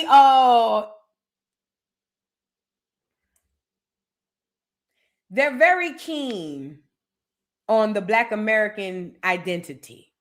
And I believe, and I know it's because it suits them. It benefits them for us to be some lost niggas from a continent with no home. Okay. Now, why is this important? Here goes this Nigerian girl. Nigerian girl is on the internet podcast. I hate that they gave them to everybody. But she doesn't understand why FBA is delineating and says that basically it's divisive. Now, remember, these people are telling you this. They'll tell you, they'll look you dead in the face and say, oh, Africa is rich. We have a rich country. We have a rich culture. We have Yoruba. We have this. And you don't see none of this shit where they come from. All these Nigerians, all these Ghanaians, all these people coming over here telling us about this rich culture in Africa. When you go back to their specific country, you find none of this rich culture, but you always find them putting sticky notes on the stuff they find over here. These are imposters. These are thieves. And these are people that are trying to convince Black Americans not to go the way in which the Most High in the universe told you to go. Do not allow them to take you off your rocker, because these are devils. Not her. I'm just saying the people who do this. They operate in that energy. There's a lot of enemies against Black America in what we're doing, because what we're doing is not only working, it's necessary. So you're going to come against a lot of enemies. They look just like some of us. Some of them are us. Be mindful of that. However, do not pay attention to these ladies and these people telling you that what you're doing is wrong, because you will get yourself caught up. They trying to save themselves. That's all this is about, because they don't have none of this greatness over there where they at. Let's get into it. The foundational people are crazy. Let's just start there. It is an act of desperation to call yourself anything other than what you are. Why? Let me stop her there. It's an act of desperation to call yourself other than what you are. So why y'all over here calling yourselves African Americans? Because you got paperwork? Because your ass is an African. Why are you not calling yourself a Nigerian African? See, it's the double talk for me. Furthermore, Black America is finding their identity. And when we do find it and we realize it's indigenous history, then y'all got a problem with that. They're going to continue to move the goalposts. Meanwhile, you supposed to be representation of Africa. And if I didn't know you and you ain't open your mouth, bitch, you look like you come from here. Not all the way, but I'm talking about your hair, your clothes, your makeup, everything. These the same people wagging that little nasty, ragged ass finger at Black America telling us how we should identify, who we are. Bitch, y'all just got y'all identity in the 60s. My grandmother is older than Nigeria. Why in any Sam Hill would I listen to a bitch or come from a country who younger than my grandmother? Don't tell us we need to be identifying with who we are. Who the hell are you? That's the question. Who are you? Who are the Nigerians? That's a genuine question. But here it's them. It's them over here pointing at us, telling us who we need to be and who we need to be identifying with. Girl. Are you always looking for to be called something else? We are a rich culture. Who? We are a beautiful culture. Who? And when you have a high cultural self-esteem, then you go anywhere in the world, and it is not reductive to be in proximity to anyone else. If your culture and self-esteem is so high, why don't you look like Nigeria? Because I'm not about to let you do it, you stupid bitch. If Nigerian culture is so high and so great, why, when I look at you, I don't see Nigeria? Because see, she's trying to make it seem like because their culture is so rich and so high, they can go somewhere and not feel like it's being taken away from. But y'all no different from the colonizer. Y'all just like the colonizer. I'm starting to think you bitches are one and the same. Y'all, everywhere y'all go, y'all cosplay the people y'all go to. Everywhere you go. Everywhere y'all go, y'all stay caught. Y'all come to America, no matter what part of America y'all land on, you turn into the Black people there. I don't care if you go to Jamaica, you turn into the Jamaicans. Everywhere you go, you turn into the people where you go to. Where's this rich culture? I don't see nothing rich about Nigeria or its culture. Not the food, not the music, not the language. Hell, no shade, not even people. But you're going to sit up here looking like an American, talking like an American, sounding like, and let me rephrase that, Black American. You're going to get your crazy ass on this internet looking, talking, and sounding like a Black American, and then tell us we don't know who we are. And we got an issue because y'all got the great culture. Where is it? Where is the culture? I don't see it. I don't see it. This is why you got to tune these people out. These are what you call detractors. It's almost like watching somebody literally mirror you and tell you the phony. Come on now. Come on now. I never feel small in Nigeria. When I leave Nigeria, I even feel more full. You know what I'm saying? Why you don't stay? Because you never feel small in Nigeria. When you leave there, you feel full. You should stay.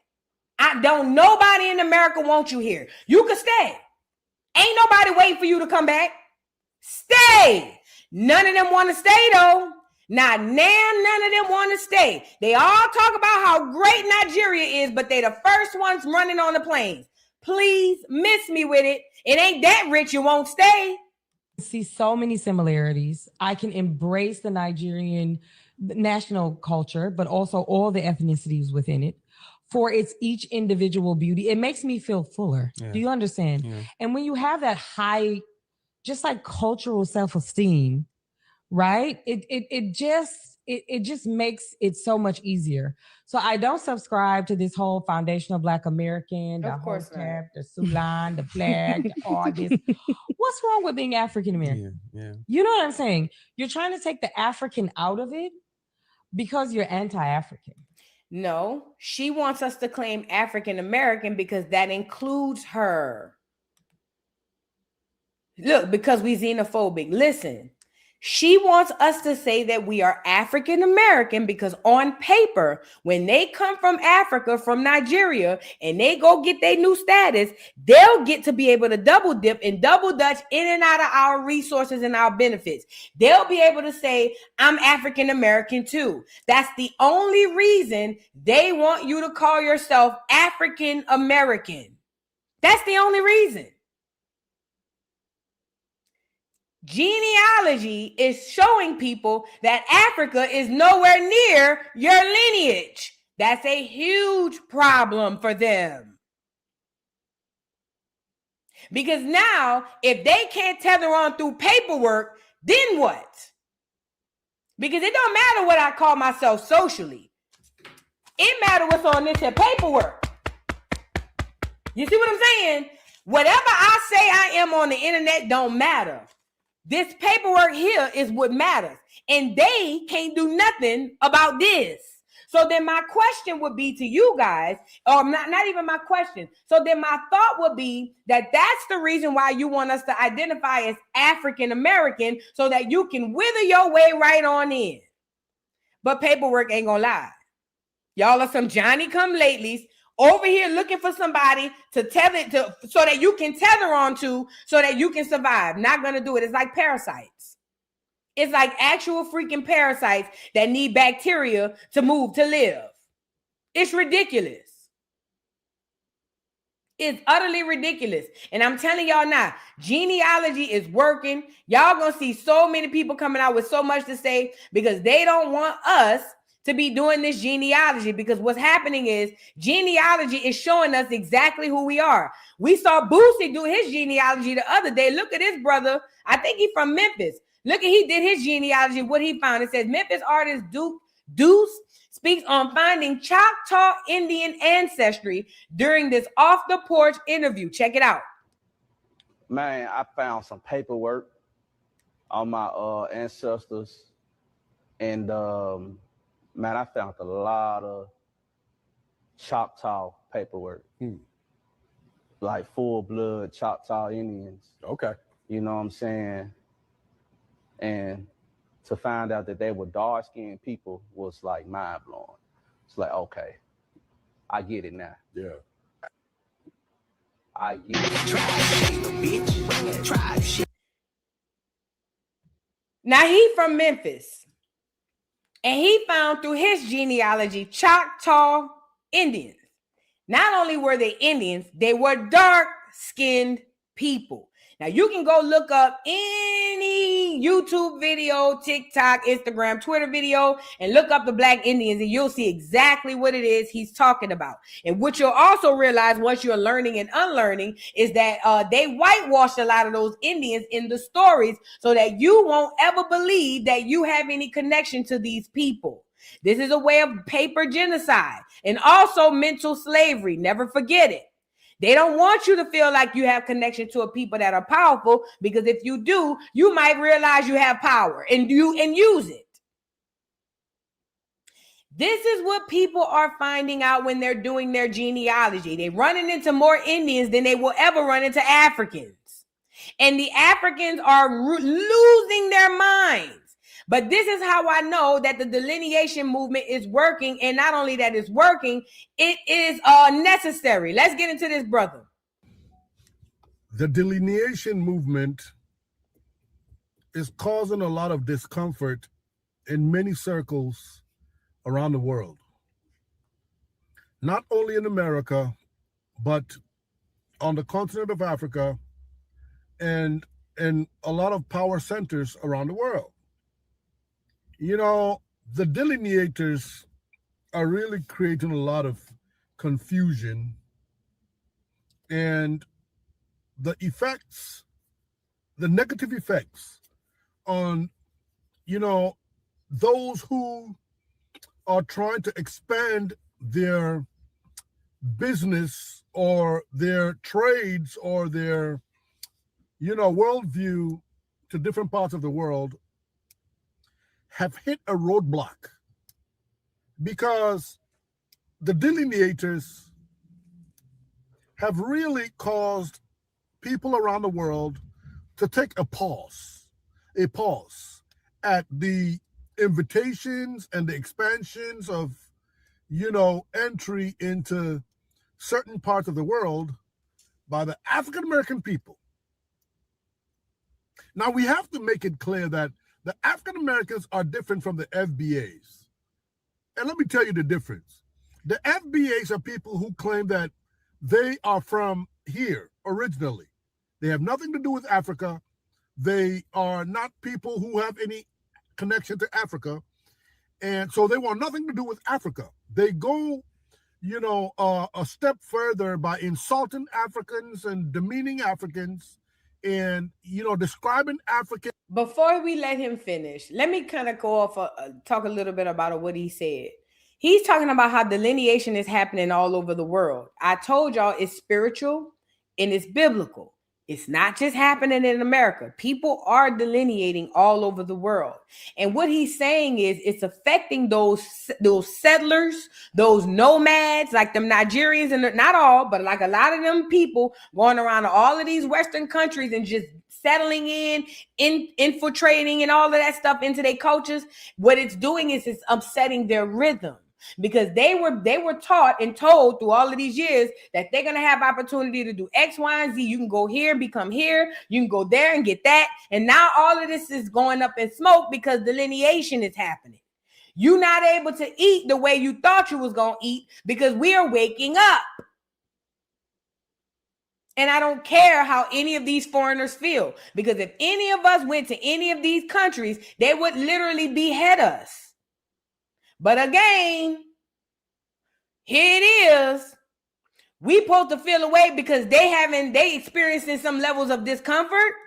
In National Geographic terms, just, you know, very, very negative ways. You know, I mean, I'm an African. You won't see me on National Geographic. But the way they describe the Africans, it's very negative. They just are worse than the colonizer and how the colonizer described Africa. You know what's worse than a colonizer as a person or as a people who've been colonized is the people who look like you, who coming over here doing to you worse than the colonizer. Some of you Africans, not all, but some of y'all worse than a white boy. Some of y'all are. I got to be honest. Some of them Africans are worse than the white boy. I see a white boy when I look at a lot of y'all. Not all Africans. I'm talking about some of the ones over here that's doing what he's doing. Y'all, this is a huge wake-up call to Black America, because prior to this delineation movement, you couldn't have paid us to think that other melanated people would even think like this. This is why this is important. This is a huge wake-up call to Black Americans all over. Because 5 years ago, if somebody would have told us that the Africans feel a way about us, we would have fought them. We would have. We would have. All our lives, we've been indoctrinated to think that we one big Negro and everybody love on each other. It wasn't until we become adults and realize them niggas is stealing from us. Hold up. This ain't no cool big brother. Matter of fact, not only ain't he a cool big brother, he really a little brother, and he's stealing from us. It's causing issues between all of these other tethers and people who have made up their minds that they're going to go around the world and do exactly what they're doing. And remember, it's most of them coming from that eastern portion of the world to this western side. So it ain't just the United States. It's all of the western world. It's North America, South America, the Caribbeans, and in between. They settling everywhere. And it ain't all Africans. It's them, the ones like him. Like, we don't care how uncomfortable it makes others. We do not care. And if anybody on here telling you you should care, then know why. Nobody is going to make themselves uncomfortable in their own homes. Nobody is going to do that. I will offer you a bed, but I'm not going to make it to where I can't sleep in order for you to have a bed. That doesn't make common sense to me. But for the longest, Black American has had the type of hospitality to where we just basically, it don't matter if I don't get to sleep. Don't worry about it. As long as you comfortable, no, gone are the days. We're not doing that no more. We're not doing that no more. Check out this video, y'all. Y'all get the likes up. I wanted to make this video of kind of a quick rant on some things that I found while doing research for my other immigrant video. Now, we know the Democrat Party has been trying forever to replace Black Americans with immigrants, but they were doing it all the way back before the Civil Rights Movement, but they expanded it during the Civil Rights Movement. I know we are very critical on Hispanic and Latino immigrants, but one group we do not touch is the Africans. All right? When our people or Black Americans were fighting in them streets during the Civil Rights Movement for rights, for economic resources, when our HBCUs were fighting for scraps, our U.S. government, led by Lyndon B. Johnson, was sending hundreds of millions of dollars to Africa to bring them here. In 1962, there were still African nations coming into the United States on a ship, not with chains. They were looking like this. Let's bring up the photo. I want you guys to really look at this picture because I know many of you have heard that typically probably from the older Africans that they came here with nothing, right? They came here with scraps and just whatever they had in their pocket. Well, look at this. This is a ship coming from Africa to New York in 1962. Yes. And I really want you to look at this. Does this look like poor people? They have suits, ties, jackets, briefcases, nice glasses. And for the most part, they're standing right next to white people. Now, I want to pause this brother right quick because now he's itching on my conspiracy theory that I've always had. Because my conspiracy theory is that our real enemy, I know it ain't no conspiracy theory. Our real enemy is not white. Our real enemy is melanated. Period, point blank. I know it's hard for some to swallow, but it's the truth. They are acting as enemies, talking about the clear people, but our actual enemy is melanated like us. Now, my conspiracy theory has always been that the clear people take to certain Africans so much because there's something under the table that we don't know about, meaning there's a relationship there that we are not privy to. Now that I'm seeing this brother post this video with these Africans coming on what looks like to be a damn cruise ship, right? And these so-called Africans ain't poor. They coming up with suit and ties. These are probably the Africans coming in straight into politics. These are probably Africans coming in straight into the ministry. Not just them, they offsprings. These are probably the Africans jumping right off the porch, jumping straight into business ownership, and they the ones coming online with their descendants telling us that they came here with 2 nickels in a dream. That's what it's given. Because remember, everything, the world is a stage. Nothing is what you think it is. The world is a huge stage. So to have them give us this narrative over and over and over again, not only from them, the children, the grandchildren have the same script. My parents, my grandparents came from Africa with nothing. I'm not saying all of them came rich. Some of them did come from nothing. But I think a lot of them been playing in our face. And I've always thought that. Though in the United States, Black Americans were not standing this close to white people because of segregation. Okay? Let's go to this next photo. Look at this. Look how poor they were, y'all. They call this poor right here. They call this scraps. Nice clothes, right? Briefcase. Look like they have some maps or something like that. Jackets. Don't look nothing like Black Americans, but here they are. Next.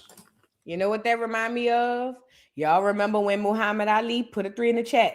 Muhammad Ali went into a restaurant in the 50s, or he tried to go into a restaurant in Kentucky after he won the gold medal at the Olympics. And they wouldn't serve him, but they served the Africans. And he looked at the clear man and said, wait, how is it that you allow them in, but you wouldn't allow me in? And the clear man looked at Muhammad straight in his face and said, oh, they different. They not niggas. That's what the clear man told Muhammad Ali. Now it makes sense. First of all, they know they can eye us and see the difference. They know the difference. But secondly, they understand status-wise why these Africans would have been treated differently. And you need to understand it in the 50s as well. This would make sense why Africans didn't suffer under the same things by and large as we did, because they knew. It's all a secret hand. It's all the secrets under the table. They know exactly who each other are because they working for the same enemy. If that's my conspiracy theory. Oh yeah, and they run in the medical field too. Look at that. Next. Oh wow. Inside of a home with white people, drinking tea, having a good time during segregated America. When our people were out there fighting for their rights. Lyndon B. Johnson and the Democrat Party was under a lot of pressure by Black Americans. Black Americans started to really despise the Democrat Party. And when Martin Luther King was assassinated, things really turned up in this country. And Lyndon B. Johnson and the Democrat Party had a decision to make, and that decision was we now going to help Black America economically from their demands that they have about slavery and Jim Crow? And instead of them pumping that money into Black America, they pumped it into Africa. They said that Black Americans had become ungovernable. They have become too radical. So they wanted to go get a new, safe Black person who was manageable and docile. I want to bring up a few of these companies before I close out, y'all. Well, institutions, I'm sorry. And Africans, I need y'all to understand, this is not no hate to y'all, bro. Y'all be quick to say people hating. This is not hate. This is a part of history, and this is a big reason as to why y'all are here. One of these institutions was called the African American Institute, and they actually changed their name back to the Africa American Institute. And the thing about this, y'all, Ooh, I'm sorry, I don't mean to cut him off. This why all over America, they started naming stuff after Africa, from the AME Church to Africa Town over there in Mobile, Alabama, even over there in South Carolina. All of this happened around this time in the mid-1900s, 60s, 70s, 80s, 50s, maybe even earlier. The reason being is because they were already, and before that, because the AME Church was in the late 1800s. That's because, remember, this is chess, not checkers. The reason why they would start naming stuff in America African, so that they can low-key slide the Africans in under the title. Remember, if they get us to be African Americans, just like today, then everybody get to be African Americans. And if everybody get to be African Americans, then everybody gets the resources. So it sounds to me as if they started naming stuff in America, Africa, African this, African that, so they can start low-key under the table, sliding in and sneaking in the Africans with the African stuff. And let me say this too. Let's not forget Mike, aka your boy, Martin Luther the King. He was the icing on the cake to march us up that mountain for them damn immigrants to come up in here. And he come from the Irish. He an immigrant too. So this is why also the Pan-African movement comes in. Hello? This is where the Pan-Africanism movement come in. Your Marcus Garveys, your Back to Africa movement, all of your Garveyites, your Dr. Umars. This is where they come in, because while they distracting you, getting you to go to Africa, knowing good and well most of us ain't gonna go, low key, they probably sending buku Africans on this side. Oh my God. While they over here telling us to go to Africa, knowing 99% of us ain't gonna go, it's really a distraction so they can sneak the other Africans in. I know you, girl. Man, get my boy up here. I know. This all just came to me while I'm talking to y'all. I just came up with this in real time. I know. It's survival.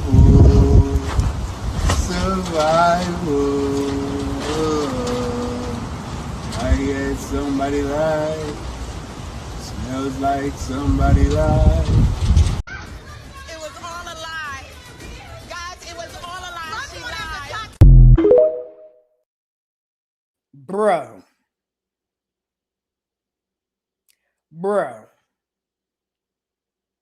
I just put them two and two together real time. And I'm pretty positive I'm going to find some sort of confirmation to confirm this. While they was over here playing Pan-African in our face, they was low-key under the table doing all kind of African shit while they was getting us distracted with this Pan-African shit. Insane. Let me let the brother finish cooking. Thing was founded way before they reclassified the American Negro to African American, meaning they already had a distinction between us and them. During a 25-year period, the African American Institute, or the AAI, received over $135 million, which is more than $1 billion of American taxpayers' dollars. Okay? This money was specifically designated for scholarships, visitor programs, and educational infrastructure for Africans, not Black Americans. Another one we have here was called the ASPAU, or the African Scholarship Program of American Universities. This was launched in 1961, y'all. And like I told you, HBCUs were struggling and fighting to get government funding. USAID pumped millions of dollars to bring Africans into this country, into United States universities. Our Democrat government, they paid for these people's living expenses. They gave them monthly stipends, purchased cars. And not only did they put them in regular universities, they put them inside of Ivy League schools such as Harvard, Yale, Princeton, and gave them full tuition paid for. Our money. And let me add this before I let the brother finish cooking. Shout out to this brother. Let me say this. All the resources that these people get are our money. I need y'all to understand what the civil rights movement actually was. When we sung together and held hands and sung "We Shall Overcome," we were literally, I believe it, damn near doing a ritual. That's what all of that "we shall," all of that bullshit, rocking side to side, all of that. I had a dream and all of that stuff. That was the ritual to give the rest of our inheritance away. These people they even had eBay come on good times in the 70s, my nigga. Oh my God. They even let eBay come on Good Times in the 70s to get you subconsciously programmed with the idea that Africans and Americans are one and the same. But even in that episode of Good Times, eBay was there on a scholarship. Whose scholarship money you think eBay was there on? eBay was in Chicago on a scholarship. I know it's a TV show, but it's a reflection of what was going on in real life. Art imitates life and life imitates art. eBay came into the show Good Times. That's the guy, the African who dated Thelma. He was there on a scholarship and he lived with another family. Whose scholarship? I'll tell you, nigga scholarship, because he went to school with Thelma. He went to college with Thelma. He met her there. Thelma barely making it to get to college. He on a whole scholarship, free room and board, food. Nigga, yay. They use the media. Keep in mind, let's go back. So you got them Africanizing stuff all over America because under the table, what I believe is they are literally sneaking in Africans and pushing in Africans under our resources. They distract us with the Pan-African movement. They distract us with the civil rights movement. They distract us with all kinds of other stuff. And while they're doing that, they're siphoning all of our resources. In the meantime, we can't get no scholarships. We can't get no food stamps and welfare. If they give it to us, we barely get a little. We leaving college with all of this debt. We can't get no business loans. We can't get nothing. I remember the first, what I thought was a black-owned beauty store turned out to be Africans. They getting all of the businesses, the ones that they allow them to get in our neighborhood. They getting everything. All of the resources that was put aside and set aside for us, we gave away when we decided to join into that old Negro spiritual. But the point I'm making is now that we're getting the truth and we're noticing and we're finding out that these people ain't all of them ain't no poor Africans. And we know they can't be poor because you got to have money to make a travel like that, especially with you and other people, meaning a wife, kids. You can't be poor. That's right. That's like right now somebody getting up, even if you go to a country that costs less to live. Right now, the average American can't jump up and say, I'm about to go move to the Dominican Republic. And it's cheap as hell to live in the Dominican Republic. But the average American can't jump, or the average person in the world can't jump up and be like, you know what? I want something better for my life. Let me pick up me and my kids and my family and go over to the DR.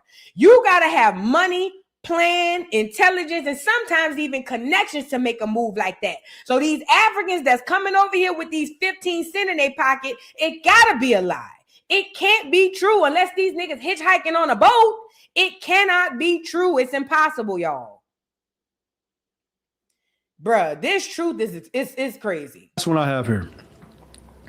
They actually had a Cold War budget. It was being operated by President Kennedy as well as LBJ, but LBJ ramped this thing all the way up once Kennedy was gone. They say it was so-called to fight against communism, y'all. This is what they said. They wanted to fight against the Soviets. They were spending $20 to $30 million a year, which is more than $200 million a year now, specifically for African educational aid and exchange programs. So while the Democrat Party told you they did not have money for what we would say now is reparations, they were giving it to Africa. Yep. There you go. And when and not all Africans, all right, when some of these Africans are saying that they are the most educated, they are the doctors, lawyers, engineers, y'all, this was done by design. Oh, man. But we have a real deep video coming in on this, y'all. I just wanted to stop in here and give this one. Let me know if y'all knew about these different funds that was going on. Let me know if you knew that these people were still coming here on ships in 1962. I'll see you guys on the next one. I had no idea. And you know, for the longest, we prided ourselves on the fight to have immigration, at least Black immigrants. We Black Americans, we have Right. I've seen it in conversation. Nigga, it was us. We fought for y'all to come over here, and we did. But what we didn't realize, Black America, was we was basically fighting for our replacements. We were fighting for our replacements. No matter if you believe in this in this indigenous theory or not, what we know to be a fact is there are actual evidence, photos, and real evidence of everybody else coming here on the boat. But we have not found one shred of evidence of us coming here on a boat. I need us to use our common sense. These Africans have been playing this script for too long. Not all, and I hate to say these Africans because Africa is a huge continent and there's a beautiful group of people on that continent. That's not what I'm saying. So I want to make sure I'm clear when I'm making these statements that I'm speaking about the African people who come to America with that mindset. They typically come from around the Nigeria and Ghana area, some other places too, but I'm talking about those with that mentality. Those with those behaviors. We got played. And these the same people and their kids who looking us dead in the face saying we're being xenophobic. But this is how we should have knew. Whenever we look at an African telling us that we're being divisive, always pay attention to them. Typically, it's one that's well dressed. Typically, it's one that's doing okay. That means the reason they telling you this stuff is because they know the jig is almost up. I need to convince these niggas that we need to be together. Because if they open their eyes and realize I ain't crap, they gonna leave. It's no different than a battered woman. Or you ever been in a relationship and you know you was a good motherfucker to somebody? It's almost like, holy crap, the other person never wants the person who's really good in the relationship. That other person who's evil and bad and mean and cheats and all, they never want the person who's a very good person to realize who they are. Because the moment they do, they know that they'll drop them like a bad habit. It's the same situation with Black America and these Africans. The reason why they keep guilt tripping or trying to guilt trip and all of that xenophobia and divisive crap is because they're trying to guilt trip you, because once you realize who you are, you're going to drop them like a bad habit, and that's why they windmilling with their head down. But we not going. We are not going, okay? We are doing our genealogy, and we know what it is. We have actual documented proof of who we are. Nobody on the internet can't come back and tell me otherwise. Especially people coming from a nation who ain't older than my grandma. My grandmother is 85 years young. Nigeria is not that old. So I don't want nobody to tell me, especially some lost people from a lost land, calling us pretendians or calling us lost or calling us, you can't tell me nothing, Cabbage Patch Kid. You a goddamn clone. NPC. You can't tell me nothing. I don't even know if you 100% human, in my opinion. Girl, let me tell y'all something. Everything Black America that you have learned, unlearn it. I don't care what it is, even if it was right. Unlearn it and relearn it again just to make sure. Everything Black America you have ever learned, especially regarding history, unlearn it and start over. I'm telling you now, because if you don't, you're going to get yourself caught up. These people have lied to us like crazy, and the lies are so layered, it's hard to even navigate to the truth. Baby, ain't no way. We got to start unlearning and relearning. And speaking of unlearning and relearning, this is another group. Oh, wait, before we get to that, look at Ye, because I forgot to bring him on. Ye is on it. And one thing I know about Kanye is he watches YouTube and he watches the grassroots. Shout out to Kanye. They went to ask him about what's going on over there in Israel. And Ye said, I'm a nigga and they got kids and children in Chicago dying. I ain't got nothing to do with all of that. Shout out to Ye. Your thoughts on Palestinians? Crazy and misinformed. Palestinians? What'd you say? Your thoughts on the Palestinians? I don't have enough information on that. I'm straight up from south side of Chicago, born in Atlanta. I don't have enough information. It's love for everybody, but don't pull me to that conversation. I got 14 kids dying every week in my city. You know what I'm saying? So talk to me about that. Yes. All right, thank you, Kanye. I appreciate you, man. Thank you, Kanye. And that should be the attitude with anybody talking about anything other than Black America. Nigga, we got our own problems. We got our own homelessness. We got our own kids suffering. We can't worry about nobody else churn. We don't have it in us. We got too much work to do within our own backyards. We got too much sweeping to do in front of our own porch. We don't have no words, no encouragement, no thoughts, prayers, or even evil bad wishes to nobody else. We putting our head down working on us. We rebuilding us. We ain't got nothing to do with them folks. That's between them and them people. I tell y'all every day, the universe, the Most High, and the ancestors are doing this part. Do not get in the way of whatever they doing. When the Most High, the ancestors in the universe start putting belt to ass, I step out the way. I step clean up. I smooth up. I back up. I back up into the bushes like Homer Simpson. Once I see this is a force beyond me, that ain't got nothing to do with me. But what I will do while I'm backing up is work on me so I can take my rightful throne or place on the throne when all of this stuff settles. Because at some point, this dust is going to settle. Where is it going to lead Black America? Where would it leave us? This is why genealogy is important during this time. This is why delineation is important during this time. And this is why studying history, relearning and unlearning is extremely important during this time. Because once this dust settles, everybody's going to look to you, Black America. Everybody's going to look to you because you are the source.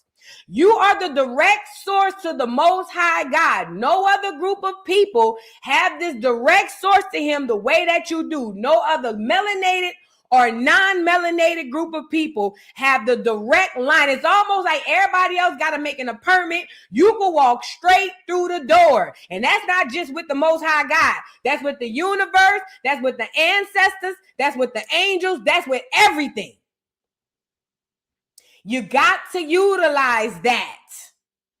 We have not been utilizing that. That's why we've been jacked up. We got to get back to utilizing that. The world waiting on us. Let me show you. I saw this video of this young lady, in California, and she was talking about how the Mexicans done smooth took over California, and it sound about right. And this is what make me mad when I be telling y'all be on here telling us, I mean, we from California and we used to the mijos. We used to the mijos using the N-word. Ain't that big of a deal. Or we from New York and we used to the mijos. You used to the mijos. You gonna get the mijos fucked up. Just because you allow them people to be passively aggressively racist to you don't mean that the rest of Black America is going to allow it. This is the facts. And I'm not talking about individually. I'm speaking about collectively. By and large, Black America have zero allies. I'm going to say it one more time. You don't have no allies, Black America, not collectively. There's no group nowhere sitting up waiting on Black America saying, we got your back. But yet and still, because y'all get, and I get it, we have God's, and we are made in his image and in his likeness. So we have his soft spot and his soft heart, his nature. That's what got us where we at right now. And we get around these people. We meet a few of them and we let our guards down. And it's like, well, I know the mass majority of them racist, but these three is not. And then we start going slavery stupid, Jim Crow slow. Stop inviting your enemies into your home to put their feet under your table, okay? Because a snake is a snake. No matter how long you feed it, no matter how well you take care of it, the bitch gonna bite you. It's gonna eat you. You're gonna get got. It's never not gonna happen.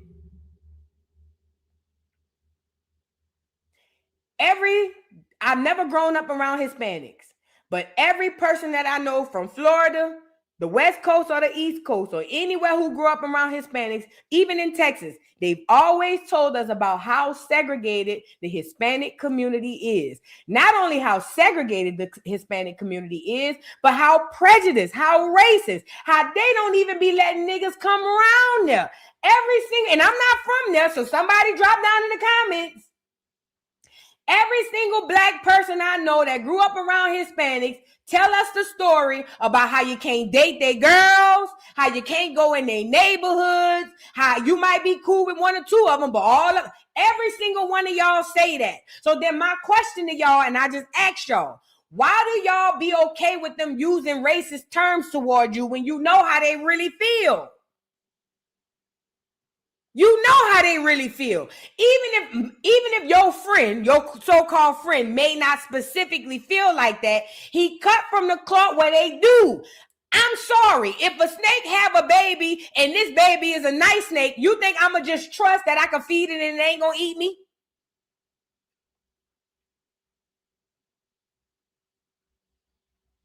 Somebody say NYC different from California. I doubt it. I beg your pardon. All them niggas from the boogie down told us, especially when we was beefing with the hip hop, they all talked about how their families and friends, the Hispanic ones that they was breakdancing in the park with, how they couldn't go up in them people's houses, how them people didn't rock with them up in New York. Oh, please. Oh, girl.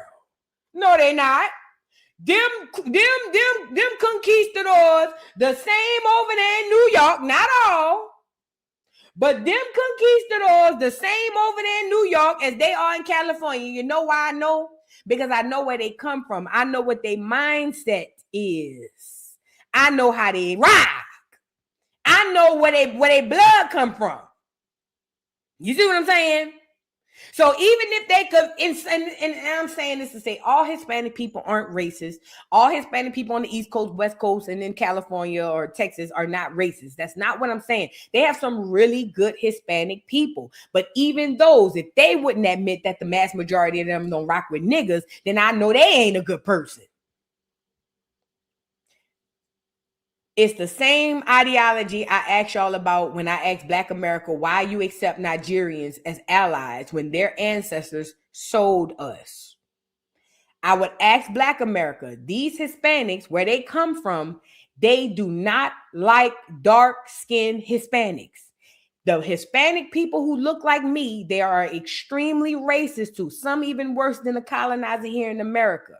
So if you know that inside their homes, when they go back to little Cuba or go back to little Honduras in their homes, if you know good and well and in them people homes and hearts that they don't rock with y'all, just because one of them out of their household is friends, stop trying to make them mother pluckers friends to us. That's your problem, not ours.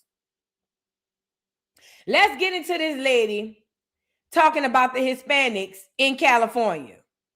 Get the lights up.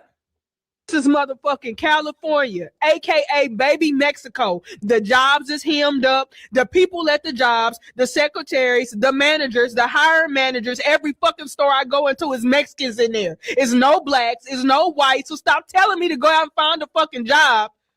You think they gonna hire me? Yeah, if Bijou, if that last name seems Hispanic, maybe it could get me through the door to an interview. But once my big lip black ass come through that door, the job ain't for me. The job is for Francesca, for Maria, for they fucking people. This is motherfucking California. She ain't lying, because it's the same way in Georgia. Y'all ever went through them drive-thrus and looked in the kitchen? Y'all ever went out to eat in a restaurant and look? Y'all, next time you go to a restaurant, look in the kitchen. See, I used to work in restaurants, so I have a habit of doing that. But when y'all go to these restaurants and y'all go to these places, especially like places like restaurants, it's full of them. Full of them. Food ain't coming out right, all types of stuff. Because they get in and they hire each other. They don't hire niggas. That's a colonizer. That's a conquistador. That's people who come. First of all, let's start here first. California was black before these Cabbage Patch Kid Hispanics and Mexicans came here. California, Texas, Louisiana, all of Mexico, all that Arizona where the blacks was going back. All of those people were melanated, copper-colored people who were traveling back and forth. Some of them were the Cabbage Patch Kids, but they didn't start to overpopulate America until later. When they took on the identity of the real Mexicans, that's when they started populating America. And when they got here, they showed you exactly who they were because they immediately segregated, and then they immediately made it to where you can't come around them. They can come by you, but you can't come by them. Mo 3 song. Everybody ain't your friend. Everybody ain't your partner. Black America need to learn that song, and every time you start to scratch your head and wonder who's who, you need to pop up with the Mo 3 song, Everybody Ain't Your Friend, Everybody Ain't Your Partner. Because Black America, we have been crazily bamboozled into believing that all of these people are our friends, and they not. And they not. They not. Nowhere near it. It's time to wake up. It's time to figure out exactly who we are. The only way to do that is through genealogy. Do your genealogy. Get this identity. Let's go get these reparations. Let's go get this land, because we definitely got to find land and buy land and go get the land that the government owed to us too. Yeah, we got to go get that too. We got to go get the land the government owed to us from stealing from our ancestors. Then we want to go purchase some more of our own land because we about to buy up our land, get our land back. Yay! And we're going to do all of that through genealogy. Let the chips with the foreigners fall where they may. Let them windmill on each other. We keep our head down, do our jobs, get our work done, and then boom, we reigning at the top. I'm just saying. Everything we've been told is a lie. Unlearn, relearn, everything. Unlearn, relearn, every single thing. And you know what I'm thinking too? Now it makes sense. I used to wonder when I was in high school, school period. After elementary school, I used to think that school was pointless. And people would think, well, that doesn't make sense. Why would you think school is pointless? Well, the reason I thought that school was pointless after middle school, because in my mind, as long as you know how to read and write and count money, girl, what else you need? And then I started paying attention to the courses that we were taking after elementary school. And I started realizing all of this is a bunch of bull. Geometry, bull. Chemistry, bull. 99.9% of us ain't going to use none of this shit. History, bull. But they push so much history, social studies, and social sciences on us because they're trying to indoctrinate us. They need to control the narrative. That's why they make certain subjects a requirement in college and in high school and in middle school, so they can know that you're indoctrinated at a certain level. I picked this up going into middle school. I said, man, this shit pointless. What else I need to know? I know how to add, subtract, divide, multiply. What else? All of this, putting a letter next to a number, I knew that was some bullshit when I walked up on it. But I'm not a math girly, so please, I'm a literature girl. I hate numbers. So maybe that could have played a part, but I'm saying all that to say, we've been duped. We got to unlearn and relearn everything, because everything we've been told has been a lie from the pits of hell. It's just, it makes me mad. It really makes me mad, especially me, because I was one of those people who prided myself on history. I took damn near every history course you could take in college. That's how much I loved history. And to know that all of that information is a bunch of bull, even though it's useful because it's going to get me to the truth, it's still a whole bunch of bull. And we got to, like I said, unlearn and relearn. That's the only way. Y'all like the video. Rochelle, thank you so much for the super chat. Thank you so much for making it rain. Where my music at? I make it rain. I make it rain. I make it rain on them hoes. I make it rain. I make it rain on them hoes. Thank you for the super chat, AT. She says, blessings, favor, and love in abundance to you, Vu. Thank you, TD. I appreciate you. Love you. Thank you so much for the generous super chat. You didn't have to do that. Thank you. Javar, how you say this? Javar Ellis. I got it. Javar Ellis 2301. Thank you for the super chat. Says, how many of you listed to tips to diss track and what's your take on it? I haven't how many of us listened to Tip's second diss track? I listened to it. It's good. Let me tell you something. Lyrically, Tip ain't to be played with, but we already knew that. Lyrically, he always say stupid big words, but he do know how to make them make sense in the music. Not all the time, but in the music. Tip is 50 not messing with that. Lyrically, he know he can't mess with that. Period, point blank. And I saw somebody compare numbers like, oh, well, Tip only has 14 million Spotify listeners per month and 50 has 50 million. Y'all still going by numbers? That's how LeBron James caught y'all slipping. Hello? Y'all still going by numbers, huh? Y'all still believing that numbers don't lie, huh? Child. Thank you for the super chat. Thank you, Tanasia Bay, for the super chat. She says, hey, boo, thanks for making my work day better. Oh, thank you. Thank you so much. I appreciate it. Y'all like the video. Miss Parker, thank you for the super chat, says, I love how the Harris family come together like the Avengers, as they should. And let me say this, too. I'm glad you brought that up. Black America, let's use this as an example. We all one big family. Black America, even in our beefs, we still we'll be beefing with each other and come together when it's time to beef against somebody else. We got to get back family oriented. We got to get back to a point where we windmilling behind our people. And family don't necessarily have to be your loved one, your physical family, your earthly family today. It could be your soul tribe. It could be friends that you just met. You have to find like-minded people, aka family, and we got to start getting back to the core and the values of family. We have to. Family reunions, Sunday gatherings, all that stuff. All the little stuff we took for granted, the little stuff we were just like, oh, we ain't really tripping. All of this stuff has literally paid a part on why we so disconnected. Family reunions, family gatherings, birthday parties, all that stuff we used to do. We got to get back to it. If you can't do it with the blood you got, go find some new blood and do it with them. Because quiet as it's kept, most of y'all ain't going to do it with your family no way. Most of y'all going to have to create new families. That's what this whole regeneration, that's what this whole shift in the atmosphere is about. You get it? In this shift in the atmosphere, you're going to have to make new families and new friends. And guess what? It's not going to be a bad thing. It is going to be the best thing for you. And this is where you're going to start to build. Some of you are going to be able to take some of your family. Maybe one of y'all might be able to take all. I doubt any of y'all will.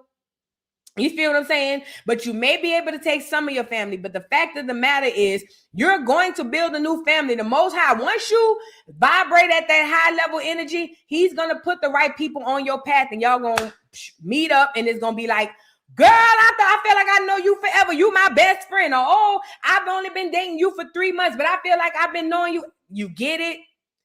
Operate and keep at that high level energy, and you're going to attract the people in the family that you're looking for.